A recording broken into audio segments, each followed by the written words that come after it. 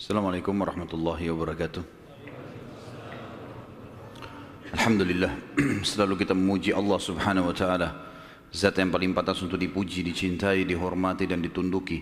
Karena memang kata kuncinya, La ilaha illallah, La ma'buda bihaqqin illallah. Tidak ada Tuhan yang berhak disembah di langit dan di bumi kecuali Allah. Dan Dia telah menggantungkan segala kebutuhan kita, yang kita butuhkan untuk roda kehidupan di muka bumi dengan memuji namanya Alhamdulillah. Maka sangat wajar kalau kita selalu mengucapkan kalimat yang mulia ini. Juga kita banyakkan salam hormat kita kepada manusia terbaik yang telah membawa kepada kita hukum halal haramnya Sang Pencipta, sehingga kita punya panduan hidup. Dan juga Sang Pencipta Allah telah menjadikan mengucapkan salam hormat kepada manusia terbaik ini sebagai ibadah buat kita dan pendekatan diri kepadanya. Juga dari sisi yang lain Sang Pencipta Allah bersama malaikatnya mengucapkan salam hormat kepada manusia terbaik ini. Maka sangat wajar kalau kita selalu mengucapkan salawat dan taslim kepada Nabi besar Muhammad sallallahu alaihi wasallam. Setelah panjang lebar kita jelaskan masuk Yahudi ke Jazirah Arab, Nasrani, bagaimana juga kekuatan dari Najasyi Afrika masuk ke Yaman, bagaimana Yaman dikuasai oleh Persia, kemudian bagaimana akhirnya wilayah Yaman masuk Islam. Kita akan masuk sekarang lebih dalam lagi membahas tentang kelahiran Nabi sallallahu alaihi wasallam. Kita akan masuk mengerucutkan bahasan ke Mekah. Bahasan ini tentu akan saya mulai dari seorang tokoh Mekah bernama Qusay bin Kilab. Qusay bin Kilab. Qusay bin Kilab ini adalah salah satu keturunan dari Fikhir. Dan Fikhir adalah nama lainnya Quraisy. Jadi Quraisy itu julukan. Karena si Fikhir ini seperti saya jelaskan tadi siang, kalau seseorang di negeri Arab atau suku Arab itu memiliki kelebihan fisik, kepintaran, kekayaan, keturunan, maka dinisbatkan suku padanya. Kebetulan dari turunan Ismail alaihissalam di Mekah dan turunan suku Jurhum, ada satu orang yang sangat menonjol bernama Fikhir. Dan Fikhir ini karena dia menonjol maka diberikanlah nama lainnya Quraisy. Dinisbatkanlah suku Mekah namanya Quraisy. Salah satu turunan Fikhir ini yang merupakan turunan Ismail alaihissalam dan turunan suku Jurhum adalah Qusay bin Kilab. Kalau teman-teman masih ingat, di pertemuan kita pada bulan yang lalu saya pernah menekankan tentang kisah Mekah awalnya dihuni oleh suku Jurhum yang hijrah dari Yaman, kemudian tinggal bersama Hajar dan Ismail alaihi wassalam. Berjalan bertahun-tahun sampai Ibrahim dan Ismail alaihi wassalam meninggal dunia, datang satu suku Arab yang ingin merebut Mekah dan berhasil, namanya suku Khuza'ah. Masih ingat ya? Tidak ada suara, senyap, berarti memang lupa semua. Jadi suku Khuza'ah ini datang merebut, dan salah satu pimpinan Khuza'ah Amr bin Luhai yang memasukkan patung di Jazirah Arab di Mekah, gitu kan. Suku Khuza'ah ini berkuasa di Mekah sampai 500 tahun. Dan pada saat Jurhum dikalahkan oleh Khuza'ah, suku Jurhum sempat menimbun air Zam-Zam. Jadi 500 tahun mereka memimpin di Mekah, nggak ada sama sekali air. Kita bahas sekarang tentang keadaan satu orang tokoh ini, karena kalau panjang kita ceritakan panjang lebar Mekah ini cukup panjang, tokoh-tokohnya banyak, tapi saya ingin mengerucutkan ke Qusay bin Kilab. Qusay bin Kilab ini salah satu turunan Jurhum dan turunan Ismail alaihissalam. Dia sempat berpikir, bagaimana bisa ini setelah 500 tahun ya?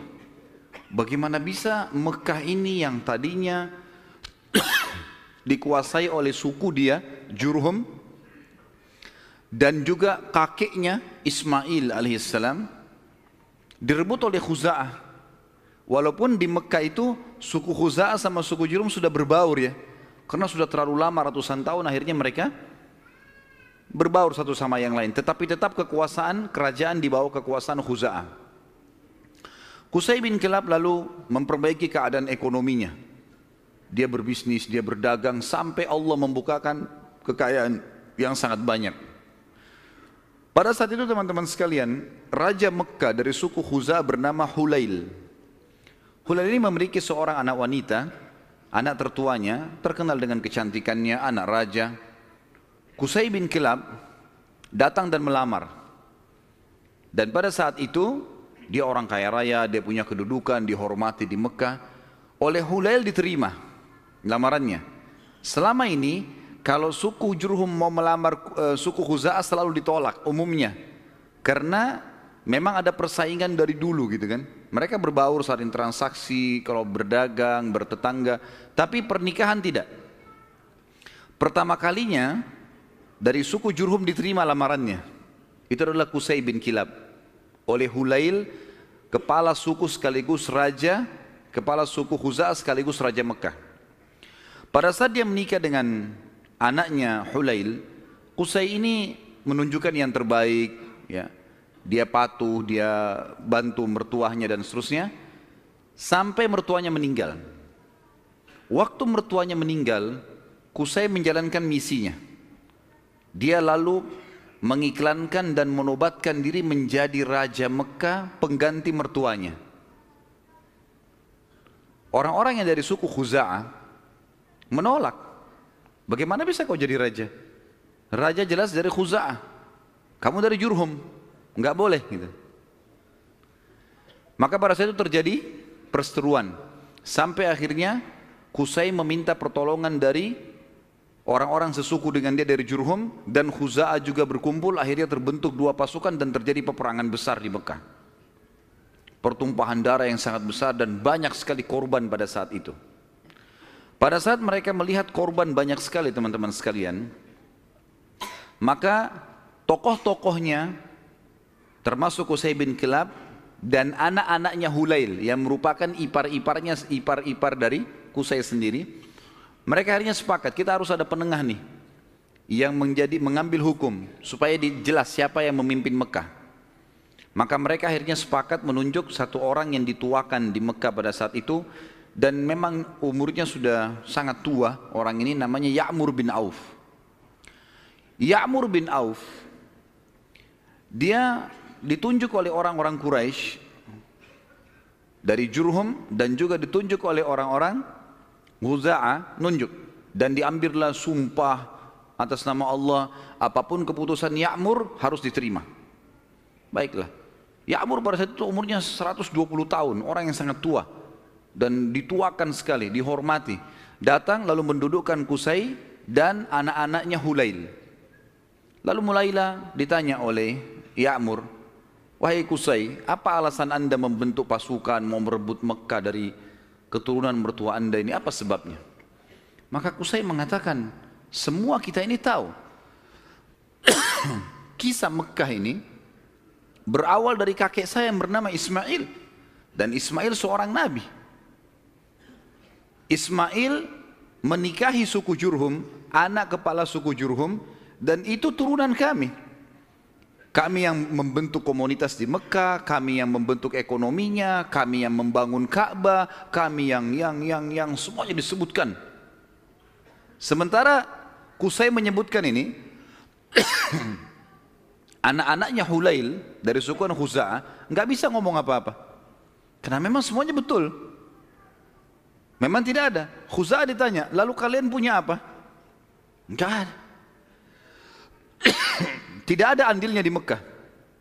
Cuma datang pasukan dari luar menyerang Mekah, kemudian langsung menguasai. Nggak ada andil sama sekali. Tiba-tiba pada saat itu Ya'mur mengambil sebuah keputusan, mengatakan keputusan yang mutlak, seluruh Mekah, kerajaannya, kekuasaannya, pengurusan jemaah hajinya, pengurusan Ka'bahnya, ya, semuanya untuk Qusay bin Kilab. Maka dengan keputusan ini teman-teman sekalian, Qusay bin Kilab menjadi Raja Mekah. Menjadi Raja Mekah. Dan pada saat itulah kerajaan yang sudah hilang 500 tahun dari keturunan Jurhum kembali. Pada saat itu Qusay melakukan banyak sekali perkembangan di Mekah, di antaranya dia membangun sebuah tempat namanya Darun Nadwa. Darun Nadwa ini oleh Qusay dibuat sangat luas, sangat besar, sebuah auditorium kalau kita sekarang sangat luas gitu kan.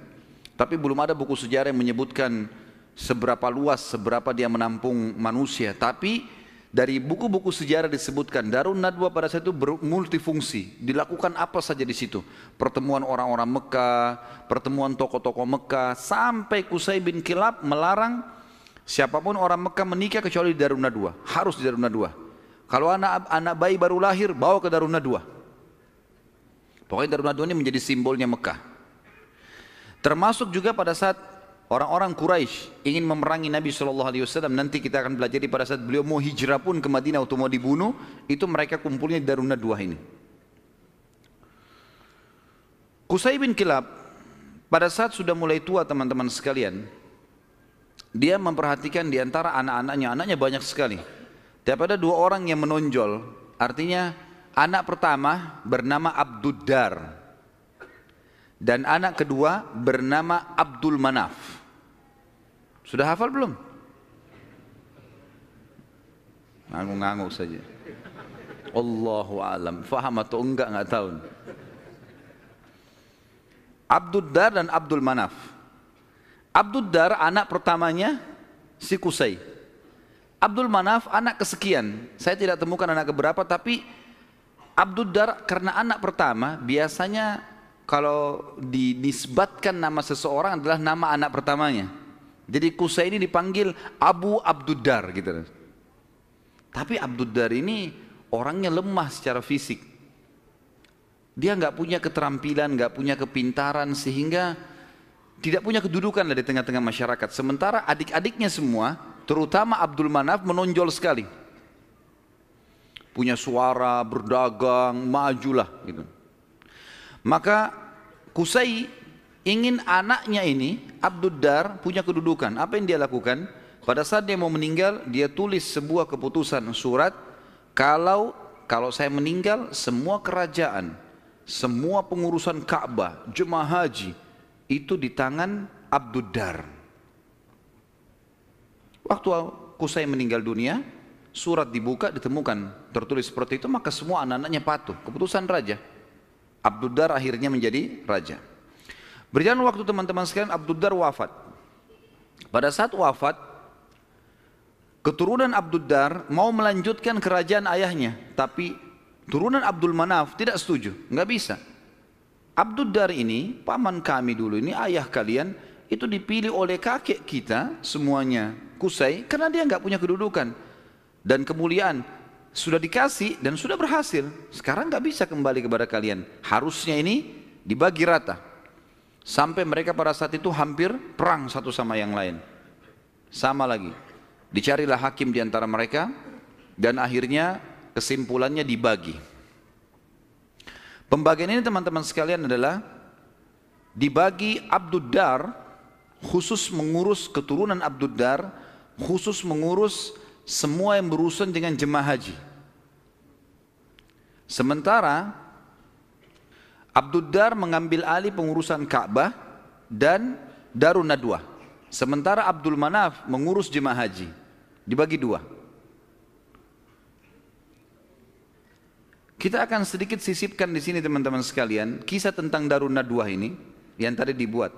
Kita tinggalkan dulu sebentar tadi sampai ke masalah sudah pembagian Mekah. Abduddar mengurus Ka'bah dan juga Darun Nadwa. Haji itu Abdul Manaf, ya. Jadi haji ini maksudnya mengurus jemaah haji, kasih minum, kasih makan. Mereka dulu sukanya begitu. Dan mereka ini terkenal dengan dermawannya. Tidak boleh jemaah haji beli makanan, beli minuman, dikasih semua gratis. Seperti itulah. Darun Nadwa ini punya kisah unik sedikit. Saya khawatir lupa, maka saya sisipkan di sini. Darun Nadwa tadi yang dibuat oleh Qusay bin Kilab dan menjadi simbol Mekah, kisahnya sangat unik teman-teman, kisah pembeliannya dan penjualannya. Jadi ada satu orang nanti jadi sahabat Nabi namanya Hakim bin Huzam radhiyallahu anhu.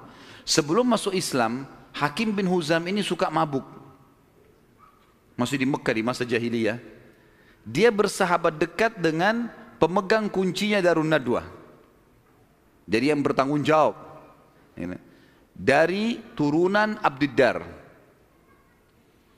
Waktu lagi mabuk sama-sama, si pemilik kunci ini mabuk luar biasa sampai nggak sadar sudah. Si Hakim bin Huzam bilang, kau mau jual nggak Darun Nadwa dengan saya?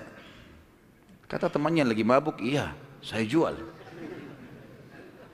Berapa harganya? Kata si mabuk ini bilang, dengan sekendi khamr. Kasih saya sekendi khamr, ambil Darun Nadwa. Hakim pada saat itu, dia tidak semabuk temannya nih. Dia lalu mungkin panggil saksi-saksi segala macam, dikasih satu kendi khamr. Darun Nadwa ini dijual oleh turunan Abdiddar. Karena sudah ada saksi, ada transaksi, maka selesai. Akhirnya keturunan Abdiddar kehilangan Darun Nadwa gara-gara transaksi ini tadi. Ini Darun Nadwa teman-teman sekalian terus di tangan Hakim bin Huzam sampai beliau masuk Islam. Nabi SAW biarkan saja. Di zaman Abu Bakar dia masih hidup, zaman Umar, zaman Uthman, zaman Ali, sampai di zaman kekhilafaannya Muawiyah radhiyallahu anhu majma'in, dinasti Umayyah yang pertama berdiri. Muawiyah anaknya Abu Sufyan. Abu Sufyan dulu tokoh Mekah kan gitu, radhiyallahu anhu majma'in, kan Abu Sufyan juga sempat masuk Islam di pembebasan kota Mekah. Maka pada saat itu Hakim bin Huzam di zaman Muawiyah menjual Darun Nadwa. Dijual sama dia dengan harga 100.000 dinar. Mahal sebenarnya. Tapi Darun Nadwa ini kedudukannya besar di Quraisy. Muawiyah bilang, menghardik dia, hai Hakim, ngapain kau jual Darun Nadwa dengan harga 100.000 dinar? Itu bisa tidak ada nilainya. Peninggalan dari Qusay bin Kilab, gitu kan? Raja pertama Mekah setelah 500 tahun ditinggalkan oleh Jurhum, gitu kan? Maka kata Hakim radhiyallahu anhu, wahai Amir Mukminin, sekarang kita sudah Muslim. Penilaian mulia dan bukan mulia itu bukan dari peninggalannya Qusay bin Kilab, tapi kita pengikut Nabi Muhammad SAW. Dan saya dulu demi Allah membelinya dengan sekendi khamr. Sekarang 100.000 dinar banyak sekali. Dan Anda menjadi saksi bersama dengan seluruh muslimin yang ada di sini, kalau 100.000 dinar ini saya sedekahkan di jalan Allah. Kisahnya begitu. Jadi kisah Darun Nadwa, karena tadi kita sempat singgung, ada proses pembelian lepas dari tangan keturunan Abdiddar dan bagaimana proses penjualannya setelah itu. Tentu sekarang sudah tidak ada semuanya ini, tapi ini kisah pada saat itu. Baik, kita kembali teman-teman sekalian ke kisah kita. Abdul Manaf, tadi kan Abdiddar sama Abdul Manaf. Sekarang Abdiddar sudah kita sebutkan, diantaranya mereka menguasai Ka'bah dan Darun Nadwa. Dan sudah dijual, tinggal Ka'bah, perawatan Ka'bah, kiswahnya segala macam urusan mereka. Abdul Manaf bertanggung jawab tentang jemaah haji, kan itu. Abdul Manaf ini teman-teman sekalian punya seorang anak bernama Hashim. Hashim ini punya anak bernama Syaibah. Garis bawahi nama Syaibah ini. Tadi sudah makan siang belum ini? Banyak nama yang harus dihafal nih. Kita kerucutkan bahasan tentang Abdul Manaf punya anak namanya Hashim. Hashim punya anak Syaibah. Garis bawahi Syaibah ini. Kita akan bahas Syaibah ini. Hashim ini ayahnya Syaibah. Waktu menikah dengan istrinya, ibunya si Syaibah, karena mulianya, ini tradisi jahiliyah dulu ya, karena kedudukan si ibunya Syaibah ini tinggi di sukunya, anak kepala suku, maka ismah itu cerai di tangannya ibunya. Ibunya bisa menceraikan suaminya, hukum dulu. Berjalan waktu, meninggal Hashim. Syaibah ini ikut sama ibunya ke perkampungan ibunya. Ada satu anaknya atau saudaranya Hashim ya. Saudaranya Hashim ini, jadi Abdul Manaf punya beberapa anak, diantaranya Hashim yang punya anak Syaibah, ada juga anaknya yang lain bernama Muttalib. Anaknya si Abdul Manaf ini. Muttalib ini namanya orang, ya. Muttalib ini datang ke perkampungan Syaibah, ibunya Syaibah tadi, lalu dia berkata kepada ibunya, ini ayahnya Hashim sudah meninggal, tapi anak ini keturunan Qusay bin Kilab, ini turunan raja di Mekah. Jangan ditinggalkan di kampung sini, ikut ke Mekah dengan saya. Siapa tahu nanti dia punya kedudukan di Mekah. Kata ibunya nggak bisa, ikut sama saya. Akhirnya kena cekcok nih, tanda kutip di sini. Maka ibunya Syaibah bilang, ini kita suruh pilih aja dia. Si Syaibah ini mau ikut siapa? Nanti kalau saya sebutin julukannya Syaibah ini baru antum bilang, oh iya itu orangnya. Kata si ibunya, pilih aja, Syaibah suruh milih. Dia mau tinggal sama saya di sini atau ikut sama anda ke Mekah? Lalu Muttalib tanya di depan ibunya, hai Syaibah, ikut sama saya ke Mekah atau kamu tinggal sama ibumu? Kata Syaibah, saya ikut sama paman saya, ikut ke Mekah. Maka pergilah ke Mekah. Waktu itu Muttalib ini naik unta, dia membonceng di belakangnya Syaibah. Muttalib ini teman-teman dikenal di Mekah suka beli budak, ya. Maka waktu setiap hari dia datang masuk Mekah bawa budak baru. Waktu Syaibah dibonceng oleh pamannya Muttalib ini, orang-orang Mekah kira si Muttalib beli budak baru. Maka mereka bilang, Muttalib baru beli budak, di belakangnya Abdul Muttalib. Berarti hambanya si Muttalib nih. Sudah tahu nama Syaibah siapa? Yang antum kenalkan selama ini Abdul Muttalib. Namanya dia Syaibah. Jelas? Baik. 3 orang yang jawab, nggak apa-apa lah. Nasib, saya sudah teriak-teriak tapi Abdul Muttalib berarti namanya Syaibah. Jadi Abdul Muttalib bukan Muttalib nama Allah ya. Ini nggak ada dalam Asmaul Husna gitu. Tetapi di sini Muttalib nama pamannya. Karena sering beli budak, kemudian dia membonceng ponakannya. Orang-orang Mekah kira ini adalah budak baru. Maka dibilang Abdul Muttalib, hambanya Muttalib.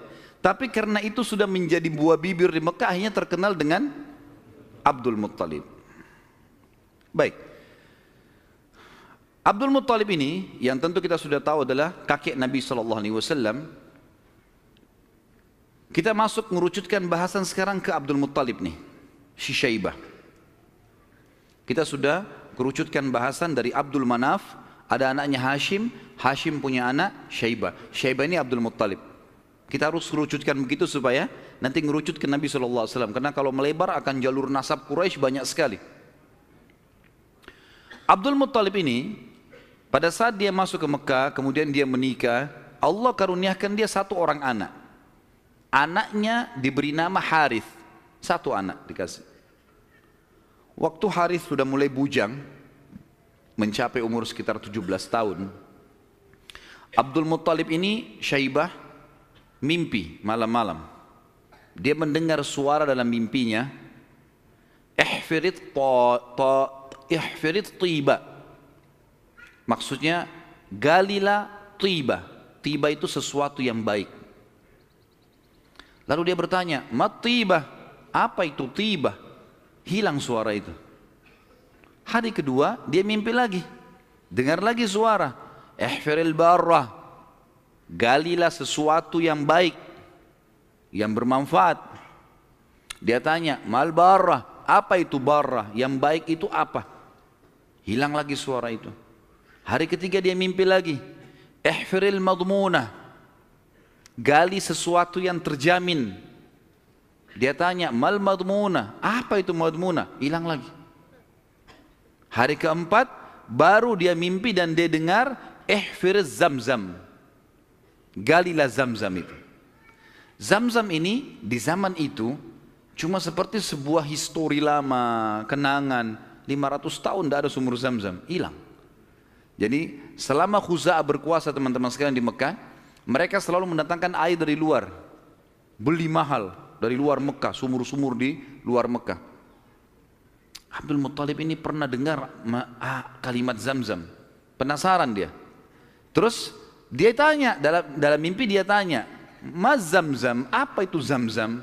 Lalu keluarlah suara itu mengatakan, dan dia dengar pada saat itu ya, kalau dalam buku-buku sejarah disebutkan, la tanzifu abada, sesuatu yang tidak akan pernah rusak, wala tarum, juga ya, sesuatu yang selalu bersih dan tidak akan pernah rusak. Tasqil hajijal a'zam, engkau akan memberikan dengannya air para jemaah haji.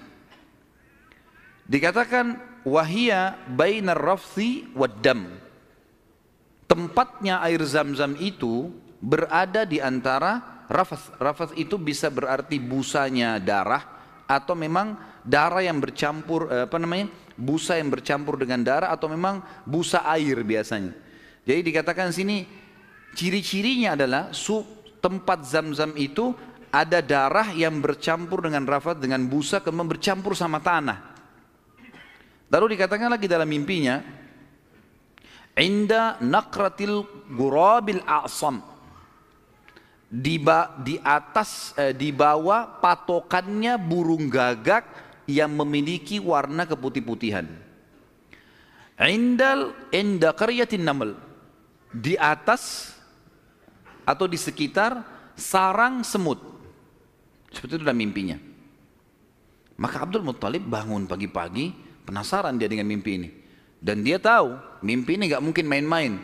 3 hari, 4 hari berturut-turut, kemudian dia disuruh gali, dia bawa cangkulnya, datang di sekitar Ka'bah. Dia cuma tebak saja kemungkinan dekat Ka'bah nih, karena tidak ada tempat yang lebih agung di Mekah daripada Ka'bah. Dia datang dekat Ka'bah. Dan kalau masih ingat dulu pada pertemuan kita di bulan yang lalu, ada penjelasan tentang 2 patung yang disembah di Mekah, Isaf dan siapa yang ingat? Kalau lupa saya nggak datang lagi Balikpapan. Isaf dan Nailah. Isaf kan nama laki-laki, Nailah nama perempuan. Yang dulu mereka saling suka, akhirnya mereka berzina depan Ka'bah dan dikutuk menjadi patung.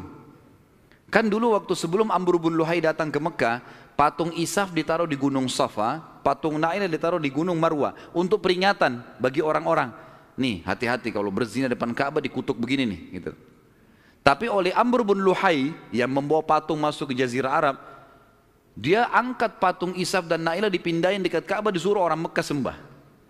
Tapi orang sudah lupa sejarahnya karena kejadian Isaf dan Nailah dikutuk ini jauh sebelum Amr bin Luhai. Ringkas cerita, di depan Ka'bah antara Hajar Aswad dengan Hijr Ismail itu ada patung Isaf dan Nailah. Ada satu suku Arab teman-teman sekalian datang ke situ antara Isaf dan Nailah nyembeli sapi. Tiba-tiba pada saat Abdul Muttalib lagi duduk, lagi memperhatikan ke arah Ka'bah di antara Isaf dan Nailah, kemudian ada orang nyembeli sapi. Waktu disembeli darahnya ngucur, darah itu berbusa, dan karena dia ngucur jalan sampai berada di sekitar Isaf dan Nailah. Dia kurang lebih jangan dibayangkan ini Ka'bah, ini Hajar Aswad dan ini Hijr Ismail. Isaf dan Nailah itu ditaruh cukup jauh ya, agak berjarak antara antara Hajar Aswad jauh ke belakang dengan Hijr Ismail juga jauh. Jadi di kiri kanan ya. Tempat itu sangat luas. Jadi jangan difahami tadi ini misalnya Ka'bah kemudian di sini posisinya, tapi agak jauh di kiri kanan. Maka pada saat itu darah ini ngucur dari patung Isaf itu menuju ke tempat di tengah-tengah di situ. Pada saat itu di tengah-tengah. HP-nya siapa nih?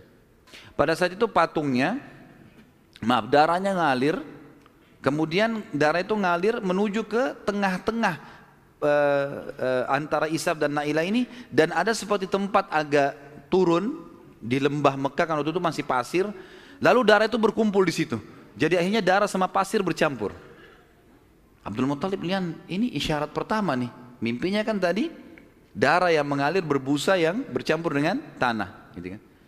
Lalu kemudian dia dekatin tempat itu, darah yang berkumpul itu. Dia temukan tiba-tiba ada burung gagak yang berwarna hitam. Burung gagak biasanya warna hitam ya. Tapi kalau ada burung gagak yang di bagian sayapnya itu ada beberapa bulu warna putih, namanya a'sam dalam bahasa Arab, Ghurabil a'sam. Maka dia lihat ada burung gagak. Burung gagak ini mengepakin sayapnya dan mematuk-matuk di atas sekitar darah itu. Dia lihat isyarat yang kedua. Isyarat yang ketiga adalah di situ ada sarangnya semut. Dia lihat ke dekat kakinya, ternyata ada beberapa ekor semut yang menggigit kakinya dia. Dia melihat ada lubang di situ. Maka dia bilang kepada anaknya Harith, saya mau menggali di sini. Siapapun jangan mengganggu saya. Maka dia angkat cangkulnya. Tapi kita jangan lupa, ini depan Ka'bah. Orang-orang lagi banyak tawaf waktu itu, walaupun banyak berhala. Dia angkat cangkul, orang jadi bahan perhatian. Tokoh-tokoh Quraisy pada datang semua. Lalu tokoh-tokoh Quraisy mengatakan, hai Abdul Muttalib, apa yang kau lakukan nih? Kata Abdul Muttalib kepada Harith, singkirkan mereka dari saya, sibukkan. Jangan sampai mereka dekatin saya. Terus saja Harith menyibukkan orang-orang Quraisy dan Abdul Muttalib terus saja mencangkul sampai ujung cangkulnya menyentuh bibirnya sumur itu. Sumur Zamzam. Dan dengan kuasa Allah, airnya muncrat keluar. Pada saat airnya muncrat keluar, Abdul Muttalib mengatakan, Allahu Akbar. Karena memang mereka menggunakan bahasa Arab dan kalimat Allahu Akbar itu sudah biasa mereka ucapkan, gitu kan? Maka orang-orang Quraisy tahu kalau Abdul Muttalib sudah dapat target dan mereka kaget waktu lihat air muncrat, air di depan Ka'bah. Selama ini selalu ambil dari luar. Ini kemuliaan abadi, gitu kan? Maka tiba-tiba orang Quraisy datang, hai Abdul Muttalib, air ini kita punya sama-sama. Kata Abdul Muttalib, dari mana sama-sama? Saya mimpi, saya yang cangkul, saya yang dapat. Dari mana kalian punya sama-sama nih? Ribut nih. Abdul Muttalib bilang, ini punya saya. Quraisy bilang enggak, dikeroyokin Abdul Muttalib pada saat itu. Ribut, akhirnya mereka sepakat panggil hakim lagi. Ini hakimnya nih, cari penengah. Bagaimana caranya supaya ini bisa ditengahi, gitu kan? Insya Allah masalah ditengahi ini kita lanjutkan habis salat Isya. Subhanakallahumma bihamdika asyhadu an la ilaha illa anta astaghfiruka wa atubu ilaik. Wassalamualaikum warahmatullahi wabarakatuh. Assalamualaikum warahmatullahi wabarakatuh. Alhamdulillah, wassalatu wassalamu ala Rasulillah. Kita lanjutkan bahasan kita. Akhirnya Abdul Muttalib setelah menemukan sumur Zamzam, orang-orang Quraisy tetap menuntut untuk dibagi. Dan Abdul Muttalib bertahan, nggak bisa nih. Saya mimpi, saya yang gali, saya yang temukan. Gimana kalian merasa punya hak di situ? Ribut, akhirnya dicarilah penengah. Dan pada saat itu mereka tidak lagi ke Ya'mur, tapi mereka pergi ke dukun Bani Sa'idah. Ada satu dukun wanita di Madinah, waktu itu disegani. Dan memang pada saat itu dukun-dukun ini luar biasa pengaruhnya. Pergilah Abdul Muttalib bersama dengan tokoh-tokoh Quraisy. Saya tidak temukan jumlah mereka berapa orang, tapi yang jelas mereka semuanya pergi ke sana. Tiba di kota Madinah, ternyata dukun tersebut pergi ke Khaybar, wilayah lain. Nanti akan ada bahasan masalah Khaybar, tapi yang jelas pergi ke Khaybar. Abdul Muttalib sepakat dengan teman-temannya, kejar aja tuh, kita ke Khaybar. Antara Madinah sama Khaybar cukup jauh dan ada padang pasir yang luas sekali. Mereka belum pernah ke Khaybar sebelumnya, jadi masih menerka-nerka jalan. Di tengah jalan mereka kehabisan air.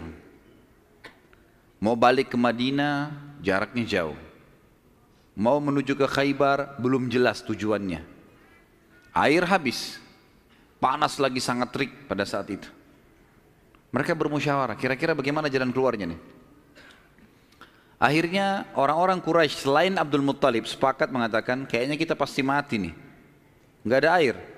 Kembali ke Madinah bisa mati tengah jalan, menuju ke Khaybar juga nggak jelas bisa mati tengah jalan. Ya sudahlah, kita pasti mati, lebih baik kita gali kubur saja. Riwayatnya begitu, kisahnya begitu. Gali kubur.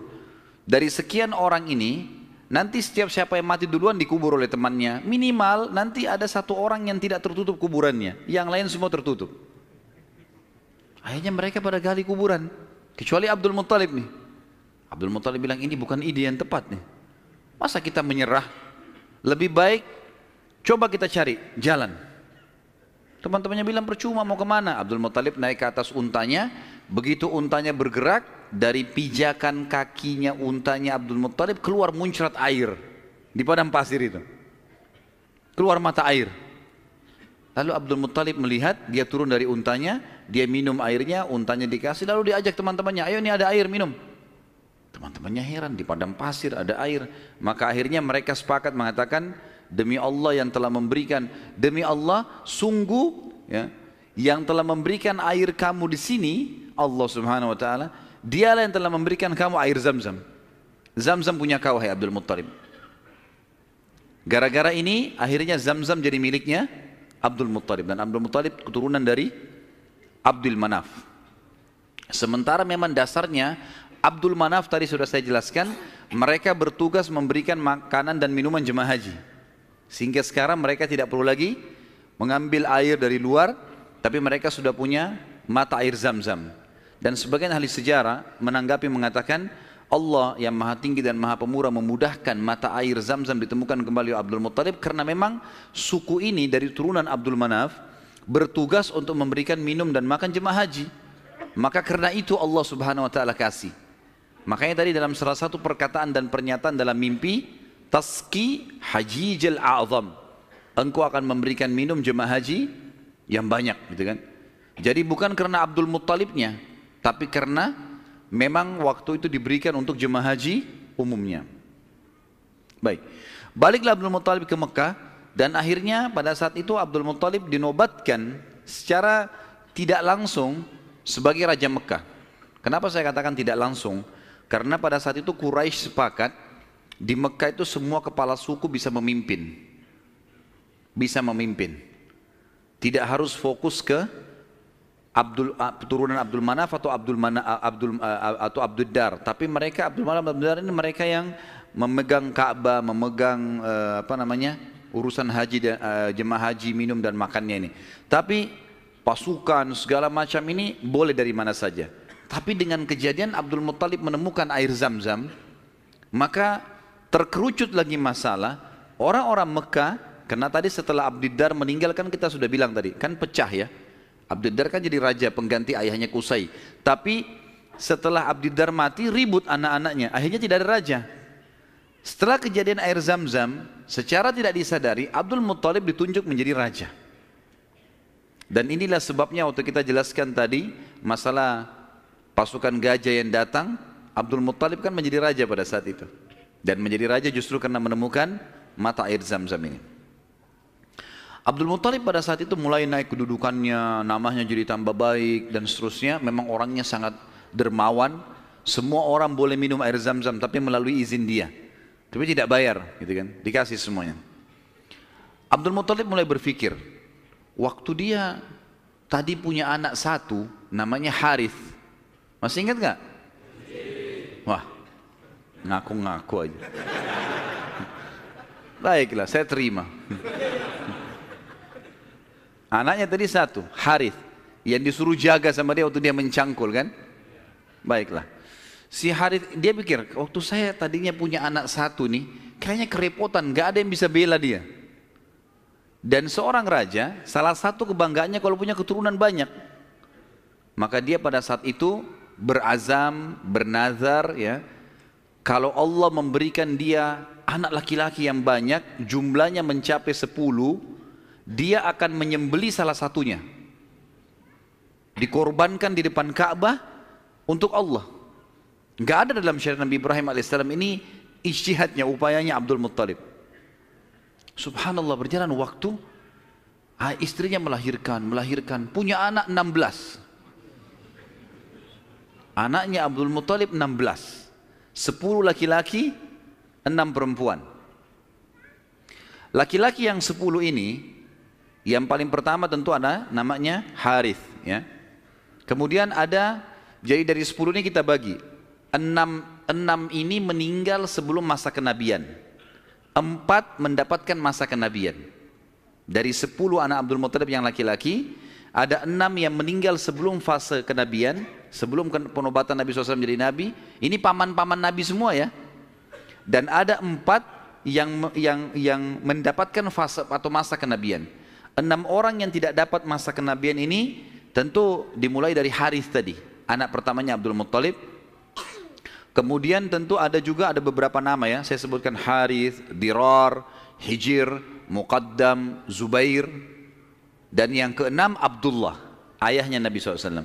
Abdullah ini sebenarnya anak paling bungsu dari Abdul Muttalib, anak ke-10. Anak ke-10 dari 10 anak laki-lakinya ya. Maka 6 orang ini meninggal sebelum masa kenabian. Harith, Dirar, Hijir, Muqaddam, Zubair dan Abdullah. Dan ada 4 orang hidup sampai masa kenabian. 2 beriman, 2 kafir. Yang beriman adalah Hamzah dan Abbas radhiyallahu anhum. Ini sempat beriman pada Nabi SAW dan mulia. Hamzah bahkan menjadi pimpinan para syuhada, mati syahid mulia di perang Uhud. Dan Abbas hidup sampai setelah Nabi SAW meninggal pun, sampai di zaman Khilafah Umar. Kemudian ada dua yang hidup di masa kenabian tapi kafir, enggak beriman. Abu Talib dan Abu Lahab. Abu Talib ini nama lainnya dia Abdul Manaf. Diambil dari nama kakeknya, tapi terkenal dengan Abu Talib. Abu Lahab julukan namanya Abdul Uzza. Dan kita tahu surah Al-Masad turun pada Abu Lahab ini. Paman Nabi SAW, benci sekali dengan Nabi, benci dengan dakwah. Nanti akan kita ceritakan kisahnya di pertemuan akan datang. Yang jelas ini 10 orang anak laki-laki Nabi SAW. Kemudian ada 6 orang anak perempuan. Yang pertama Sofia. Sofia ini ibunya Zubair bin Awam radhiyallahu anhu. Dan Sofia nanti akan kita ceritakan kisahnya luar biasa, pemberani perempuan ini. Dan dia mendidik Zubair bin Awam dengan sangat tegas. Jadi kalau dia jalan, dia membawa Zubair, dia latih di tempat gelap, sengaja dia diam. Kalau Zubair nangis ditinggalin, dibiarin. Karena mau dilatih. Orang-orang semua pada hardik, hai Sofia, kenapa kau gitu kan anakmu? Saya mau dia jadi pemberani. Dan betul-betul jadi pemberani Zubair. Zubair itu di peperangan-peperangannya, kalau teman-teman ikuti ceramah saya di YouTube, ada serial sahabat di antara Zubair bin Awam itu luar biasa. Kalau pasukan lagi berhadapan, dia maju ke depan musuh. Jadi musuh di depan ini, kemudian dia di depannya. Tunggu takbir di belakang, dia serang duluan, sendirian. Luar biasa beraninya, radhiyallahu anhu. Ibunya namanya Sofia, tante Nabi SAW. Dan ini sempat masuk Islam di tangan Nabi SAW. Kemudian ada Ummu Hakim, ada Atiqah, ada Umaymah, ada Arwah dan Bar. Kita masuk sekarang ke masalah, kembali ke mana Abdul Muttalib. Abdul Muttalib ini anak terakhirnya yang ke-10 adalah Abdullah. Dan itu ayah Nabi SAW. Abdul Muttalib kan tadi sudah saya bilang dia nazar, kalau punya 10 anak laki-laki, dia akan korbankan salah satunya kan. Lalu dia datang ke dukun di Mekah, dan dia berkata pada dukun itu, acaklah nama anak-anak saya. Tradisi mereka pada saat itu suka sekali mengundi nasib. Kalau di dalam agama kita disebutkan tradisi mereka namanya tatayur, menggandun nasib sama benda atau sama burung. Orang-orang Arab itu kalau orang Quraisy dulu, mereka kalau mau safar, mereka ambil bulu, kemudian mereka tulis safar. Bulu yang kedua tidak safar, bulu ketiga kosong. Dimasukin dalam kotak, kemudian dia ambil salah satunya tidak sambil tidak dilihat. Kalau keluar kata-kata safar, dia yakin di perjalanannya aman. Tradisi jahiliyah, mereka salah pada saat itu tentunya. Kemudian kalau keluar tidak safar, mereka tidak boleh safar. Kalau mereka safar berarti kena musibah. Kalau keluar bulu yang tidak ada tulisannya, maka dia ulangi. Ada cara yang lain sampai dapat safar atau tidak safar ya. Kalau ada tradisi yang lain adalah kalau mengacak nama, maka mereka menulis nama di batu, lalu batu ini dibalik, kemudian ditaruh lalu diacak, dikeluarkanlah. Kalau mereka butuh sesuatu dengan cara seperti itu. Ya. Dan ini ditarik dalam hampir setiap kehidupan mereka, mau beli rumah, mau apa saja selalu ditulis di batu, terus diacak di batu, itu mungkin dinasib dengan itu. Abdul Muttalib datang kepada satu dukun mengatakan, tulis nama anak-anak saya laki-laki ini, semua dari Harith sampai Abdullah. Tulis semuanya 10 orang, acak. Siapa yang keluar namanya, itu yang saya korbankan. Dan kalau nama Abdullah selamat, tidak keluar, maka saya langsung eksekusi. Karena Abdullah anak paling bungsu dan paling disayang oleh ayahnya Abdul Muttalib. Seperti itulah. Baik, diacaklah batu ini, diambil batu, keluar namanya Abdullah. Abdul Muttalib berat sebenarnya, ini anak paling bungsu disayang. Musyawarah sama anak-anaknya gimana? Nggak apa-apa ya, acak aja lagi. Acak lagi, yang kedua kali namanya Abdullah lagi. Sampai 3 kali. Namanya Abdullah terus yang diambil, keluar. Padahal ini batu diacak 10 nama. Kata Abdul Muttalib, berarti sudah memang anak ini nasibnya. Bawa Abdullah. Dibawalah Abdullah ini ke depan Ka'bah, ditaruh di atas sebuah batu. Biasanya mereka taruh di situ sembelihan. Taruh kambing, taruh apa dipegang, di atas batu itu baru mereka sembelih untuk berhala-berhala gitu kan. Ditaruhlah Abdullah, mau disembelih sama dia. Ikat tangannya, ikat kakinya, angkat pedang, mau disembelih. Orang-orang Quraisy lihat. Apalagi yang Abdul Muttalib buat nih. Datang tanya, hai Abdul Muttalib, apa yang kau lakukan? Saya sudah nazar, kalau Allah kasih saya 10 anak, saya sembelih salah satunya. Dan saya sudah acak nama-nama anak saya yang keluar anak ini. Saya mau jalankan nazar saya. Orang-orang Quraisy bilang, gak bisa, jangan. Mereka berusaha tahan.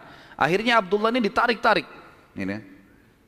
Sampai akhirnya karena ditarik-tarik ada orang Quraisy yang sempat menarik bagian badannya dan ada yang menarik kupingnya sampai kuping Abdullah itu sempat luka. Maka ada julukan sendiri dikatakan Abdullah yang luka kupingnya, gitu. Ayah Nabi SAW. Baik. Pada saat itu orang-orang Quraisy mengatakan, wahai Abdul Muttalib, sadarlah, kalau kau lakukan ini sementara kamu adalah tokoh masyarakat di Mekah, maka akan menjadi sebuah tradisi nanti ini. Akhirnya setiap orang punya 10 anak laki-laki, 1 disembelih. Dan apa kenikmatannya orang kalau sudah punya anak disembelih gitu? Jangan dilakukan. Mari kita berhukum lagi. Cari hakim. Kembali kepada wanita dukun di Madinah. Suku Sa'idah tadi. Yang tadi pada saat pertama mau cari air Zam-Zam, mau miliknya siapa air Zam-Zam, kan mereka ke Madinah. Tapi dukunnya kan pergi ke Khaybar, nggak ketemu. Tidak sempat ketemu, akhirnya dapat air dari telapak kaki untanya Abdul Muttalib. Sekarang enggak, mereka pergi lagi ke sana ke Madinah, ketemu sama dukun itu. Tanya, bagaimana nih? Tentu ini bukan kita sedang mempromosikan dukun, dukun haram dalam agama. Setelah Islam datang enggak ada dukun ini. Kata Nabi SAW, siapa yang datang kepada dukun bertanya saja, bertanya. Terka tangannya, terka apa segala macam, tidak diterima sholatnya 40 hari. Yang datang bertanya percaya kufur kepada apa yang dulu kepada Muhammad SAW. Tapi kita sedang merentet histori pada zaman itu ya. Baik, pada saat itu teman-teman sekalian, dukun ini tanya, berapa dia? Dia itu denda. Berapa dendanya orang di Mekah Quraisy kalau ada yang membunuh? Kata Abdul Muttalib 10 ekor unta.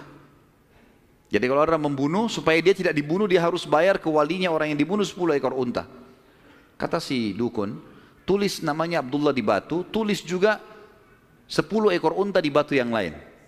Balik acak. Ini ngundi nasib terus ini. Acak. Waktu diacak, kata dukunnya, kalau keluar namanya Abdullah, supaya Abdullah selamat, tambah batu yang ketiga, tulis 10 ekor unta lagi.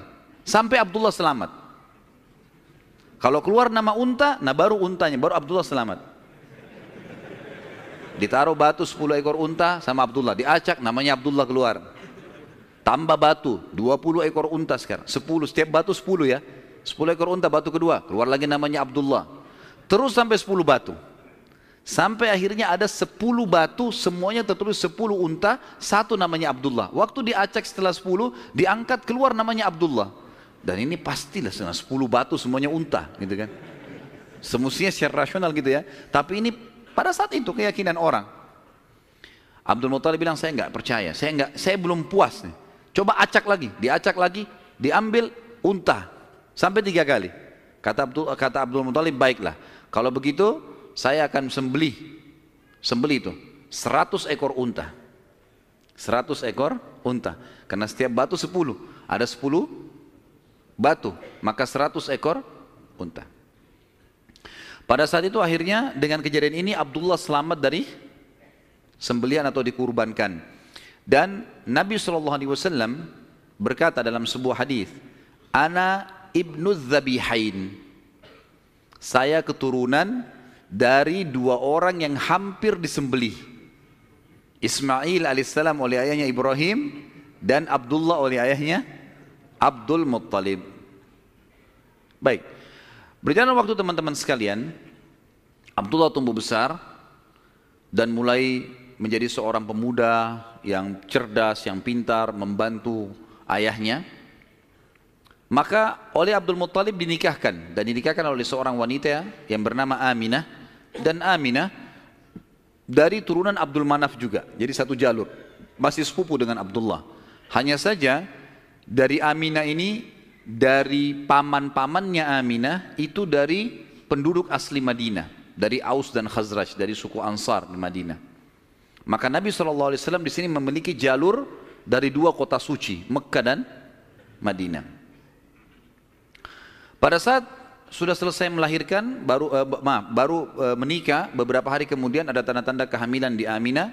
Kemudian Aminah pun sempat melihat di dalam mimpinya pada saat akan melahirkan atau pada saat hamil besar, melihat dalam mimpinya ia bermimpi bayi dalam kandungannya ini menyebarkan cahaya, dan cahaya itu menyebar ke seluruh muka bumi. Sebagian athar menyebutkan sampai ke Busra.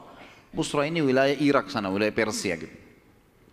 Dan dia juga mimpi mengucapkan dalam mimpinya kalimat u'idzuhu billahil azim min kulli syarrin wa min kulli ainin wa min kulli hasid. Wa min kulli hasid. Tidak ada kata-kata ainnya. Artinya aku berlindung kepada Allah yang Maha Agung untuk bayi ini dari semua keburukan dan iri dengki orang lain.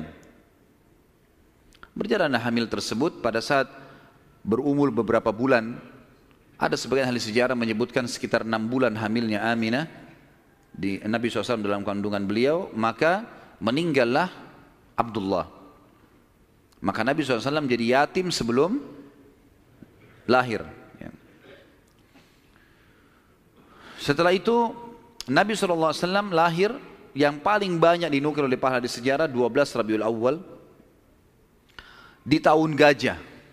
Sudah kita sebutkan tadi, tahun gajah kejadian Ashabul Fil, dan tepatnya 50 hari setelah kejadian gajah itu, penghancuran gajah, 50 harinya, disitulah lahir Nabi sallallahu alaihi wasallam. Ada yang perlu kita sebutkan teman-teman sekalian, walaupun sebenarnya menyebutkan ini bukan berarti Nabi SAW membutuhkannya, tidak sama sekali. Nabi SAW jauh lebih mulia daripada tanda-tanda ini. Tapi pada saat beliau lahir, ternukillah di Mekah, di Madinah, beberapa kejadian yang memang ahli sejarah angkat. Yang pertama, kejadian yang unik pada saat Nabi SAW lahir adalah terlihatnya bintang Ahmad namanya. Apa itu bintang Ahmad? Orang-orang Yahudi yang ada di Madinah itu meyakini kalau Nabi terakhir yang mereka tunggu di Madinah keluar itu, kalau dia lahir akan kelihatan bintang yang mereka istilahkan dengan bintang Ahmad, dan mereka mengukir-ngukir bintang itu sesuai dengan keterangan dari Taurat. Seperti itulah pemahamannya pada saat itu. Allahu a'lam tentang masalah kebenaran masalah bintang ini, tapi yang jelas kebenaran bintang itu bisa dipercaya atau tidak, karena kita dalam Islam taunya bintang nggak boleh dipercaya gitu kan. Tapi ini pada saat itu dinukil oleh Hassan ibn Thabit radhiyallahu anhu, penyair Nabi SAW. Kebetulan umurnya dia beda 7 tahun dengan Nabi SAW. Beliau mengatakan setelah masuk Islam, setelah Nabi SAW hijrah ke Madinah, beliau mengatakan pada hari Nabi SAW lahir, aku kebetulan berada di salah satu benteng Yahudi, dan naiklah di malam hari kebetulan salah satu pendeta Yahudi lalu teriak dengan suara keras, wahai Yahudi, hai sekalian kaum Yahudi, sungguh telah terlihat pada malam ini bintangnya Ahmad, dan tidak terlihat kecuali pada saat ia lahir. Dan menurut Hassan ibn Thabit radhiyallahu anhu, memang umurnya beda 7 tahun dengan Nabi SAW, dan pada hari itu memang hari kelahiran baginda Nabi SAW. Yang kedua dinukil oleh para ulama tentang masalah kejadian-kejadian unik adalah Nabi SAW pada saat lagi Aminah melahirkan, maka dikatakan melahirkan tanpa ada rasa kesulitan sedikit pun, jadi sangat mudah. Bahkan sebagian athar menyebutkan Aminah tidak dibantu oleh orang. Tiba-tiba Nabi SAW keluar begitu saja. Dan yang ketiga, pada saat lahir, maka Nabi SAW dalam kondisi mengangkat kepalanya ke langit, seakan-akan orang yang sedang berdoa. Yang keempat, Nabi SAW lahir dalam kondisi sudah terkhitan. Sudah terkhitan. Yang kelima, Nabi SAW lahir juga tanpa terbebani lagi dengan sisa tali pusar. Udah nggak ada. Lahir sudah terkhitan, ya, lahir sudah tidak ada tali pusarnya. Sampai poin di sini, sampai poin kelima ini, 4 poin ya, karena poin pertama tadi itu kejadian di Madinah. Jadi 4 poin ini, Aminah melahirkan dengan sangat mudah, Nabi SAW seperti berdoa ke langit, kemudian terkhitan, kemudian tali pusarnya sudah terlepas.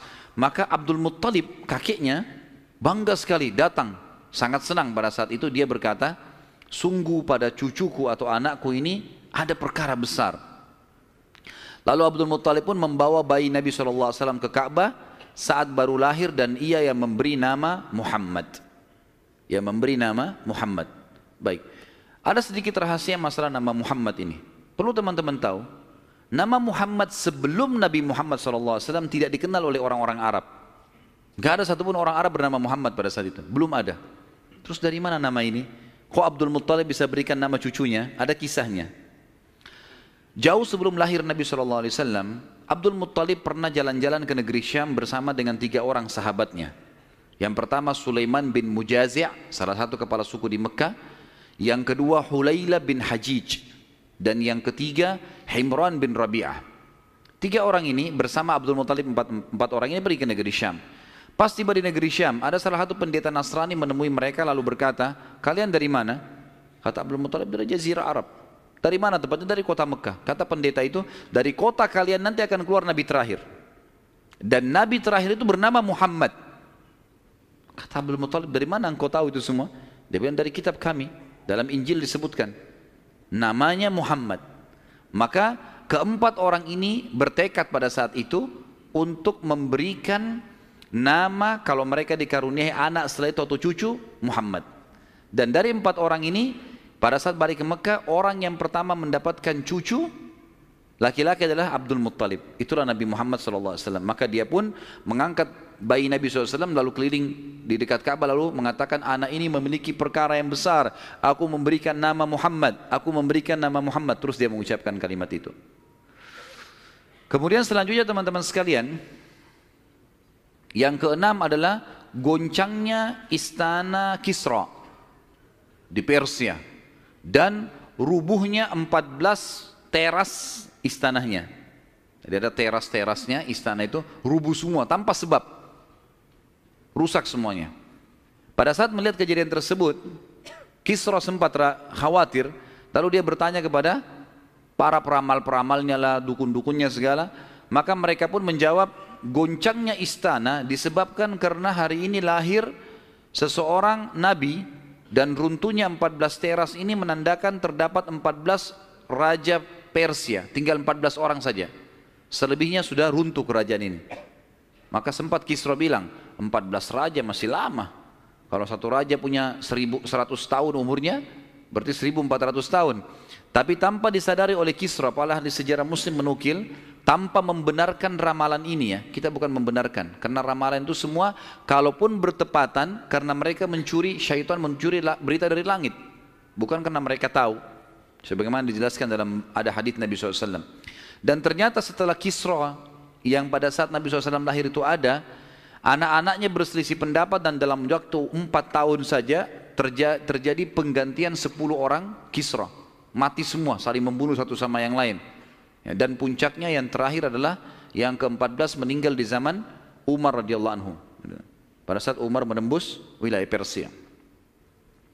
Yang ketujuh, padamnya api sesembahan kaum Majus. Jadi ada api yang disembah di beberapa titik di negeri Persia. Jadi mereka buat api besar dan api itu selalu disembah, tiap hari mereka sembah. Pada saat Nabi SAW lahir, api itu tiba-tiba mati dan mereka berusaha menyalakan, tidak bisa, selamanya mati.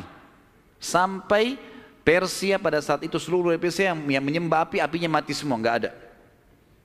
Mereka mau coba nyalakan sampai runtuhnya di zaman Umar bin Khattab, tidak ada api mereka. Tidak bisa lagi mereka nyalakan api untuk disembah ya, nggak bisa lagi mereka nyalakan.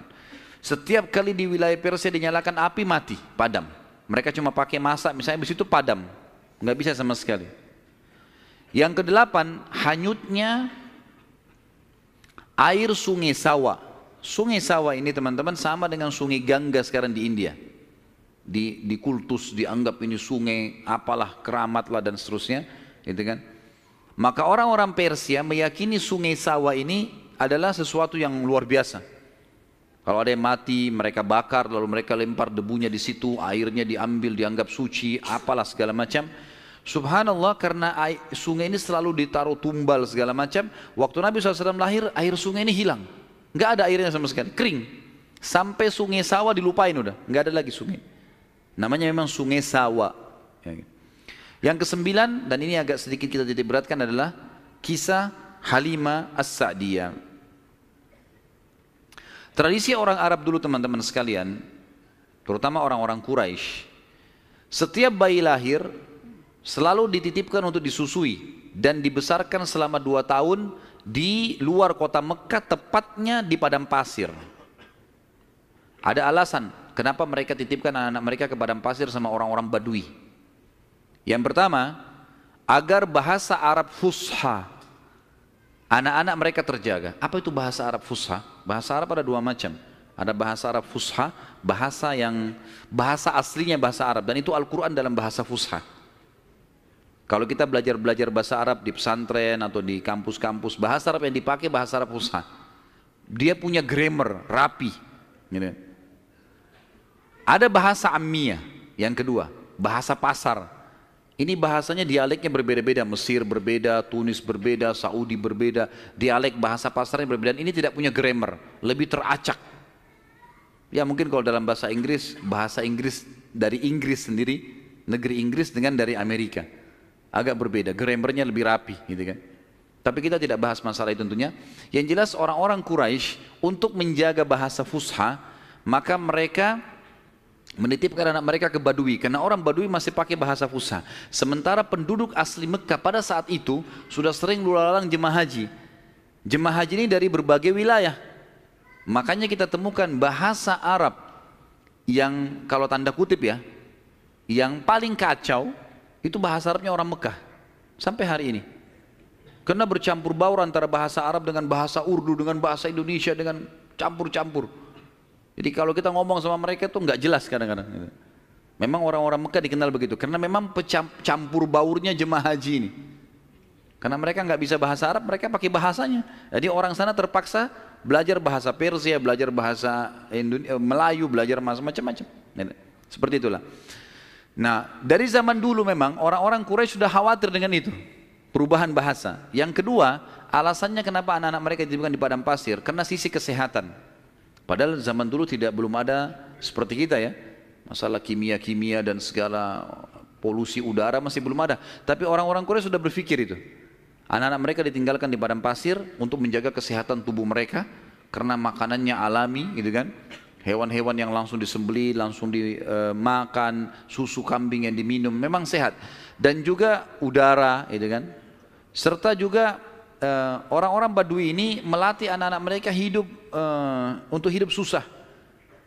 Berburulah, membantu orang tuanya, seperti itulah. Nabi SAW pada saat lahir, secara kebetulan wanita-wanita Badui dari suku Sa'diyah kebetulan memang terkenal suka menjual jasa susu ini.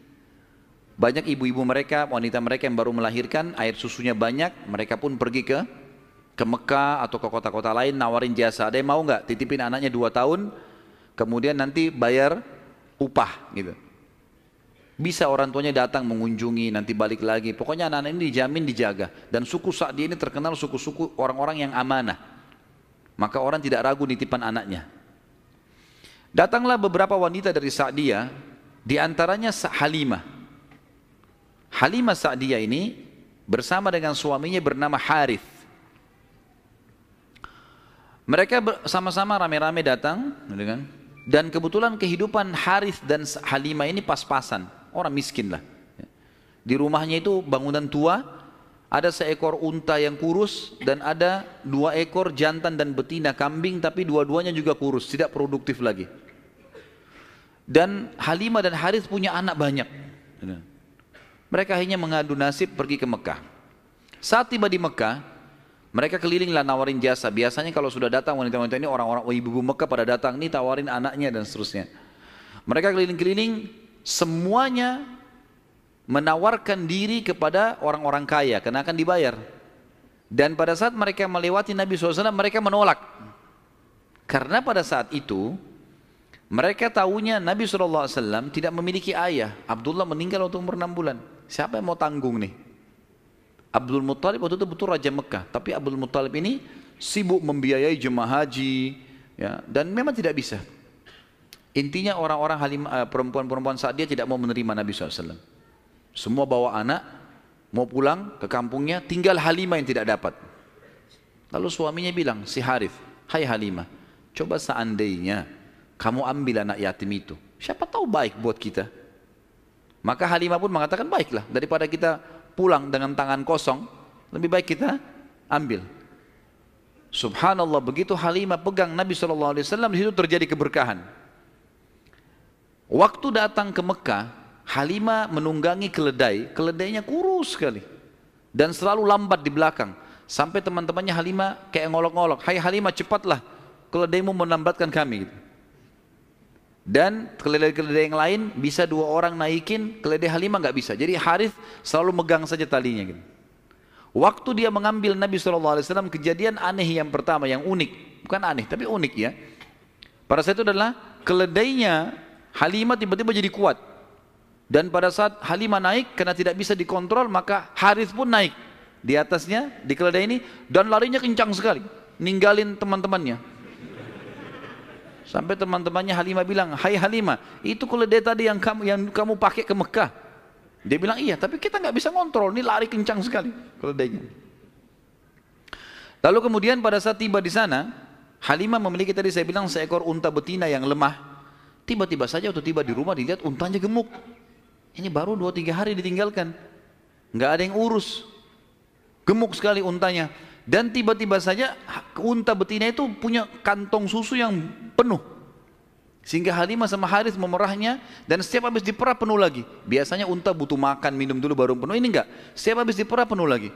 Dia minum dengan anaknya, dengan istrinya, si Harith ini dengan Halimah minum, kemudian anak-anaknya, dan bahkan sempat dibagi-bagi ke teman-temannya, tetangganya, karena penuhnya. Setiap diperah, kasih lagi, penuh lagi, begitu terus. Ya. Kemudian 2 kambing, jantan dan betina yang kurus juga tadi, tiba-tiba gemuk, dan tiba-tiba betinanya hamil dan punya anak, dan akhirnya menjadi banyak. Karena banyak, oleh Halimah dan Harith dijuallah beberapa ekor domba ini, dapat duit, dibeli unta jantan, lalu diternak lagi unta jantan ini sama yang betina. Tiba-tiba saja punyanya Halimah ini domba dan unta ini menjadi banyak sekali, dan Halimah serta Harith menjadi orang paling kaya di saat dia. Sampai akhirnya Halimah tidak butuh lagi untuk mengambil anak-anak yang disusui. Berkah luar biasa. Sampai terkenal di suku Sa'diyah pada saat itu, mereka berkata, dimanapun Halimah dan Harith gembalakan dombanya atau untanya, ikutkan, karena pasti gemuk.